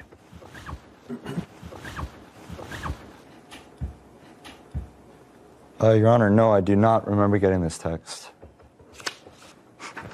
Why would you respond a year later? I know from the past, dealing with Mr. Knapp here, he tends to always, being friends, whenever get into an altercation or argument, he unfollows me, blocks me on everything. Okay. So there's a possibility by that text message not going through. I don't deal in possibilities, sir. I sent the text message, and I have proof of there. It was delivered, and I never got a response from him. I'm just asking. Yeah. Sir, this incident happened September 11th. You have to understand, I think that if that's what happened. I tend to believe that the defendant did not just willy-nilly take a can and fling it at your face. I want you to know that I don't believe that. Giovanni Castillo has accused his former friend, Jacob Knapp, of hitting him with a beer can. Jacob says Giovanni asked him to throw it. Okay, it is more likely than not that you were sitting with this lady who, according to you, you were supposed to drive home. Mm-hmm. That's what you said 5 minutes ago. So you were supposed to drive home, which means she was trashed, because that's what you said. You said, I wasn't... This was the arrangements from the very beginning of the night. Okay. Do you understand? So we had a whole bunch of trashed people. And I am more likely to believe the defendant when he says you said to him, toss me a beer, and it accidentally hit you in the face. My questioning is that the... I don't answer questions. Okay, well, where the beer was placed on the table, I don't understand why I would have to ask him to toss me a beer when I can simply reach over and grab one myself. I don't know either. But no it sense. sounds more likely to me than not that it was his beer, he brought it there, and you said to him, toss me a beer, and you failed to catch it. Now, that doesn't mean that the defendant isn't at least partially responsible for the stupidity of that night. But you have some responsibility, too, because I really don't believe that he left the bar. He was angry and frustrated over something that you had no idea what he was angry and frustrated over, because you were all sitting together, and he just, out of the blue, took a beer and threw it at your face. I don't believe that. Do you understand? If I could show you a picture here, you could see that if he just simply tossed me a beer, I don't understand how a beer can could chip my tooth the way that it did. Just a second. It can. It can. Okay. I can eat a biscotti and it can chip my tooth. Biscotti, that's a cookie, a very hard cookie. And have. And have. I mean, I could chip my tooth on my grandmother's steak, it was so hard. But certainly from a beer can. So I don't believe that you're blameless. What was your dental bill, sir? I have the statements here. While he's looking for that, you understand that if you were sitting there and instead of a bunch of beer cans and the plaintiff said to you, you know, that gun that's in your pocket, toss it over to me, I want to take a look at it. And you did. You took a gun out of your pocket and you tossed it over to him, and as you were tossing it over, it accidentally fired. Would it be his fault if he got shot? No. No. Whose fault would it be? Mine. Right. Because you weren't supposed to do that. Because it was potentially dangerous. Of course. Well, same thing with a knife or an explosive device. Right. Or something very hot, like toss me a cup of coffee in a container and it splatters. So you don't do what anybody asks you to do if it's not a smart thing to do. Right. Unless you're drunk. Unless you're drunk. Your Honor, then, if I may. Yeah. Coming from a baseball background, such as me and Gio did. I don't care about your baseball background. There's no question, sir, that you acknowledge you threw it at him. And I'm telling you that if your excuse is that he asked me to do it, so I followed the fool's directions. I'm telling you, he's going to pay part of his dental bill, because I think it was partially his responsibility. But if you acknowledge that you were stupid enough to throw the beer can in his direction, you have to be partially liable. You're two drunks, that's what happens. So don't get so drunk and go to a park. How old are you? 27. 27 is, and you? 28, Your Honor. 28. You know, old enough not to be so stupid. You know, you can figure 17, 18-year-olds are so stupid. At age 28, you should be doing something constructive. I assume you work? Yes. What kind of work do you do? I'm a chef. And you? I'm a lumberman, Your Honor. Okay, so you're both gainfully employed, letting off a little steam. That's fine. But if there's a problem that develops because anybody is not operating on all cylinders because of alcohol, you have to take responsibility. What was the dental bill? My dental bill came out to $2,342. Can I see that, please, Kevin? I have this here. I'll give you both.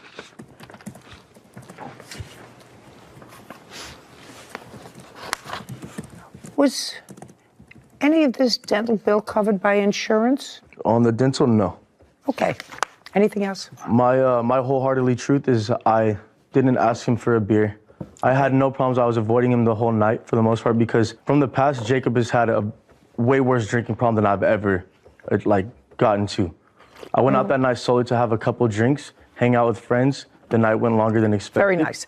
Judgment for the plaintiff in the amount of $1,171, which is half of your dental bill. You pay half. Don't get drunk. You're too old to get drunk. I don't believe that he maliciously threw this at you. I think that you asked for a beer, tossed it at you, and you missed. That was his stupidity and yours. We're done here. Thank you very much. Thank you, Your Honor. This court is adjourned. All I did was I underhand lightly tossed it over to him, and that's really what happened. I did nothing wrong to deserve to get a beer thrown in my face like a baseball. Unfortunately, he chipped his tooth, and so it was unfortunate. I said, hey, Jacob, look, like, you chipped my tooth. Like, look what you just did. No more drinking in the parks, guys. Not to do it again. I think this situation is the exact reason cities like Pasadena have rules about drinking alcohol in parks, because like you always say, it's not an on purpose, it's an accident. But a lot of times there are certain things that can increase the probability of an accident happening. True. And I think drinking at 2 a.m. in a park probably is one of those things. That's true. So so many times rules and regulations don't seem to have any substance of reason behind it. But this certainly is an example of why. Jeremy DeTorres is suing his former employer, Chad Young, for unpaid wages and filing a false restraining order. Court come to order. All rise. Have a seat, please. Case 2140, DeTorres versus Young. Thank you. You're welcome. Mr. DeTorres, according to your complaint, you did some work for the defendant as a plumber. Didn't work out, and he terminated you, and he owes you some wages. Yes, ma'am. The defendant says that while your work in the beginning was okay, you were never an employee of his. You're an independent contractor. That's the way he sets it up, and he's going to explain that to me. That he paid you your wages, even though the last job that you did cost him an awful lot to repair. He was not happy with the quality of work that you did, and his counterclaim is for vandalism, something that happened with his truck, work hours lost due to your incompetence. That I'm not going to hear, sir. You know, you make a choice with an employee, and if it turns out to be something that is less than satisfactory, then you let them go. But the one who I assume suffered from what you call lack of quality work that he performed was the person that you were working for. Was that a private residence that he was doing work in? Yes. Yeah, a bunch of private residents. Yeah, that's the person who suffered. Yes. Yeah, sure. Okay, so we're going to make this as easy as possible. From what days to what days did you work? I worked for Chad from June 13th to August 3rd. And how much were you supposed to be paid? For those 3 days, $840. And that's for 3 days' work? Yes, ma'am. Did you say June 13th? Yes, ma'am. To August 3rd? Correct. Well, that's more than 3 days. No, his wage he owes me from August 1st to August 3rd is what he did not pay me for. Okay, and where did you work during those days? Multiple residents. Okay, do you have any sort of a call log from him? I do. It's right here in my Do you dispute that he worked from August 1st, 2nd, and 3rd? Yes. You dispute that There was one day he actually did one of my jobs for a couple hours that day. Doesn't matter. He has a log. Half a day for one day. Did you pay him for that half day? I did not, because the job was done incorrectly multiple times. But he did that job. Okay, now, do you have a log? As in? It's some sort of a work log. You have a business. You have people who are general contractors. You get a call. You don't have a payroll because you pay these people independently. Do you pay them in cash or check? Both. Well, how did you pay him? Sometimes it was through a cashier's check and sometimes it was cash. Okay, but never through a company check where you deducted Social Security. No, because I 1099 all my employees, so they're all self-employed, so they have to do all that on their own. I do understand. I mean, you're not the inventor of this whole system, sir, of paying in cash. Okay. Are you one of those independent contractors? Yes, ma'am. Stand up. How long have you been an independent contractor? I've been contracted with Chad since July 5th. Of what year? This year, 2022. Oh, so short term. Yes, ma'am. Does he pay you in check or cash? No, look at me. Check it first, and then later on it became through Venmo, and then it's gone back to check now. What kind of check? Cashier's check. Just a straight cashier's check with nothing taken out. No, ma'am. No, I go to my bank to get all that. What? I go to my bank to get the cashier's checks, and sometimes I Venmo him the payment too, just to pay. I understand what, sir, you're not the first person who I know who pays their people in cash and says that you're independent contractors. You're independent contractors. I don't want to know about it. What name do you use for the cashier's checks? My personal name. Is this the first time you've worked for him? Yes. Okay, let me see what you have for August 1st, 2nd, and 3rd. Where did you work? Come on. There were multiple residents, ma'am. Well, you have to tell me so that he can answer. He said that you worked half a day that he didn't pay you for. Yes, ma'am. So let's say that's a full day. So that's $200. Okay. See, he would email it on his work phone, and I'd follow the addresses there. Well, then you would have it on your phone. My short notes Just on this. Just a second. Then you would have it on your phone. It was his company phone. He took it back when he came to my house unannounced and told me that I was fired. Redeemed his truck. Got my tools out of his vehicle. Okay, just a second. Do you have your phone? I do. I have my personal one that I. What about the phone that you took from him? No, that one's actually broke, so it's been with Mo for the past week. Let me see the notes that you have that you took. Yes, ma'am. Fascinating. It's my shorthand, ma'am. How do I know what dates these are for? It was all on his phone, ma'am. Well, that's not him to have to prove, sir. I wasn't able to prove anything when he took his phone back. I just had that's the notes when I was employed for him, as I wrote down. It's not helpful to me. Yes, ma'am. So far, the only thing that he's acknowledged is that he owes you a day's wages. Yes, ma'am. Just $210. The other part of your complaint is a false restraining order against you. Yes, ma'am. Did you file a restraining order against him? Do you have a copy of what you wrote in your restraining order? I do. I'd like to see it.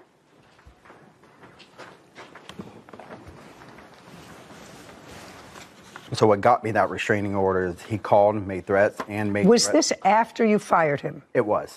Okay, so after you fired him, he called you. Made threats. Well, what did he say when he called you? Just basically talking about, I'm going to come to your house and everything. He wanted money. I guess, yeah. He said, you didn't pay me. Yeah. Okay. You say you got a text message and voicemail from Jeremy threatening to come to my place of residence. Yes. Can I hear it? Yeah. Do you want me to play it?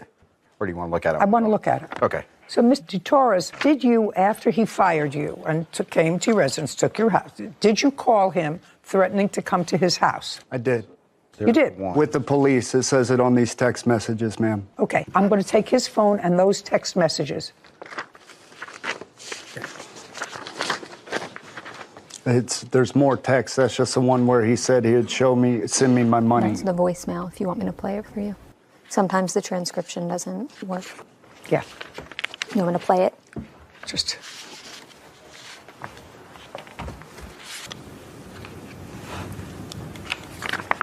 Hey, bro. I definitely worked more than 9 hours for the last week that I worked for you. I'll be contacting my... Play with me. I'll show up at your house. Yeah, that's a threat. With the police. Just a second. That's a threat. Yes, ma'am. Okay. I've had more. That's a threat. I had more incidents before that as well. May I say something, ma'am? He accused me of going into his gated community, slashing tires on his work vehicle. I stated that I was going to come to his house after, if you read my text, I said to him, hey, bro, I think I misunderstood your text message. If I did, my bad. If not, I'll show up at your house with the police. I never went to his house. I waited to see if he'd be the big man and just send me my money like he said he would. I listened to the message, sir. Yes, ma'am. The message sounded threatening. Did you read the rest of them? I don't care. That message sounded threatening. E.T. Torres claims his former employer, Chad Young, owes for unpaid wages and filing a false restraining order. Okay, that message alone, if he felt threatened because you were going to come to his house, and you not only said you were going to come to his house, but you used an expletive before you did that, which sounded threatening. This may be more benign, but that phone message was sufficient for him to file for a protective order against you. Okay, why didn't he show up at the protective custody order? I don't answer your questions. No, you don't necessarily. Absolutely. Some people don't pursue it because once it's done, it's done. It wasn't done. And once it's done, this is the dismissal right here. Dismissal for the No, I didn't show up. I understand he didn't show up, sir. Yes, ma'am. But I'm saying to you, I listened to your text message, and he had an absolute right to see. You see where he threatened me as well with all these back and forth texts and calling each other? Because it's in the text You're messages. suing him for money owed for wages and filing a false restraining order. Okay. You've proven that you worked an additional day for which he didn't pay you, which is $210. He has a counterclaim. Yeah. He says that you vandalized the tires on his car. The rest of it, I'm not dealing with, sir. You picked this employee. You don't then sue the employee if you don't like the job that they do. You fire them and you get somebody else to do the job. But you can't sue him because did the person who you did the job for sue you? No, because I've got a really good reputation with my customers. Because you fixed it. Because it wasn't done right. Yeah. Okay. Even up to that last day I said he worked for me, that job I had to go back to 2 weeks ago that they couldn't close on the house. And next time you won't hire him. Yeah. Maybe other people won't either. But I want you to tell me about the tires. I want you to tell me what proof do you have that he had anything to do with your tires? When were the tires slashed, flattened? So the police report was done Friday when he made the threats. Friday, what date? I got the date right here. I think it was August 5th. Yeah, so August 5th is when he did it. August 5th is when the police report was made for the threats. For the threat, for the voicemail? Yes. Okay. Okay, so it was the end of the day Friday, so court's closed for the weekend. August 5th? Yep. And then Monday, the 8th, I went outside to go to work. My tires were slashed in the end. At that point, I realized it was just over and done, and I need to go down and get a restraining order so people can't come onto my property. Because you believed it was the plaintiff who was responsible. You believed you didn't have proof at the time. Yes. You didn't have proof. Again, and even in my injunction, I knew all I needed was this police report to get the injunction, so I just put in my police report. You're not talking about an injunction. You're talking about a restraining order. Yeah, the restraining order. Yeah, okay. I went to file the restraining. So in my restraining order, I put just my tires were flat. I did not put my tires were slashed at any point because I knew the police report was enough to get the restraining order. Okay, your so tires were were flat. Detail about my tires. Okay, so in the police report, you have that your tires were flattened. No, that wasn't on the police report because that didn't happen yet. The tire incident did not happen. Okay. That happened Friday. Monday morning, I went out in my vehicle to go to work. That's when I found them flat and slashed. Did you file another police report? That's when I went and filed the restraining order that day. And okay, and in the application for a restraining order, you said? That my tires were flat, and that was it. Yes, okay. I didn't mention that they were slashed. Correct. So I don't know how he would know my tires were slashed if I didn't mention it on my restraining order. I don't know. That's an interesting question. Mr. DeTorres. Mr. DeTorres, stop your paper fluttering. Okay. What made you think that the defendant's tires were slashed rather than just the air let out of them? Because I read this police report and it has a mark right here saying, or the file that he did. Show me. And make a circle. Right here, damaged property is what I read. He checked that I damaged his property because this is written against me. Mr. DeTorres, do you understand my question, sir? Yes, ma'am. I'm sorry. I'm nervous in the Just a second. This has nothing to do with nerves, Mr. DeTorres. Well, I had no sleep last night. That has nothing to do with sleep. As far as not being... Just a second. Yes, ma'am. What I'm asking you, Mr. DeTorres, is where does it say here that his tires were slashed? In my mind, somebody writing that against me, flattened tires, what else would it be? He lives in a gated community. Well, that could be... Where's the surveillance showing me that my leg injury, the way I walk, is very distinctive, okay? If he's got proof that I slashed or flattened his tires, I said slashed. It's the same thing as flattened in my mind. That's the way I think. The way I read that, that's just how it came out of my mouth. But you have to understand that that's not what this says. Okay? It says that I damaged his property. He said damaged his property, and you said slashed tires. Okay. Okay? Yes, ma'am. How much were the tires? $450. Let me see the receipt. I do not have a receipt because I pay cash for my tires. Well, that's too bad. You better stop paying cash, sir. You can pay cash for tires. Yeah. But when you buy tires with cash and you want to sue for them, you get a receipt. Yeah. from the people. And if you know you're coming to court, we're not talking about things that happened 2 years ago. Yeah. You were coming to court today. I went back to the tire shop and he's like, we just, we always do cash for all your vehicles. And well, what's the cash for all your vehicles? That means you get a receipt. All right, your counterclaim's dismissed because you have no proof of anything. On the complaint, sir, I'm awarding you $210, which is 1 day's pay. Thank you very much. This case is over. This court is adjourned. The work just wasn't up to the quality that he promised he was going to offer. It is what it is. That's just his nature. That's always been his nature. The judgment is what the judgment is. She felt like I was only awarded a day's pay, and that's what she gave me. Keep doing what I do. That's all I can do every day. Well, Sarah Rose, that is the perfect example of you're supposed to have proof when you come to court. Yep. Standard of proof exists for a reason. I know that when I go someplace, and sometimes I pay cash. So even if you pay cash for something, there's some or Venmo, record. Venmo, you're supposed to get a receipt in the event that you want to use whatever you bought and use that fact that you purchased something in a subsequent lawsuit. Yeah. It's the same thing as sending a gift. If you send somebody a gift, you keep the receipt until you know that they got the gift. Then you take it and you throw it away. It's just good bookkeeping. It's good record keeping. And he's a business guy. Yeah. He's a business guy. Didn't make sense to me, but clearly plaintiff is somebody who has a little trouble. Yeah.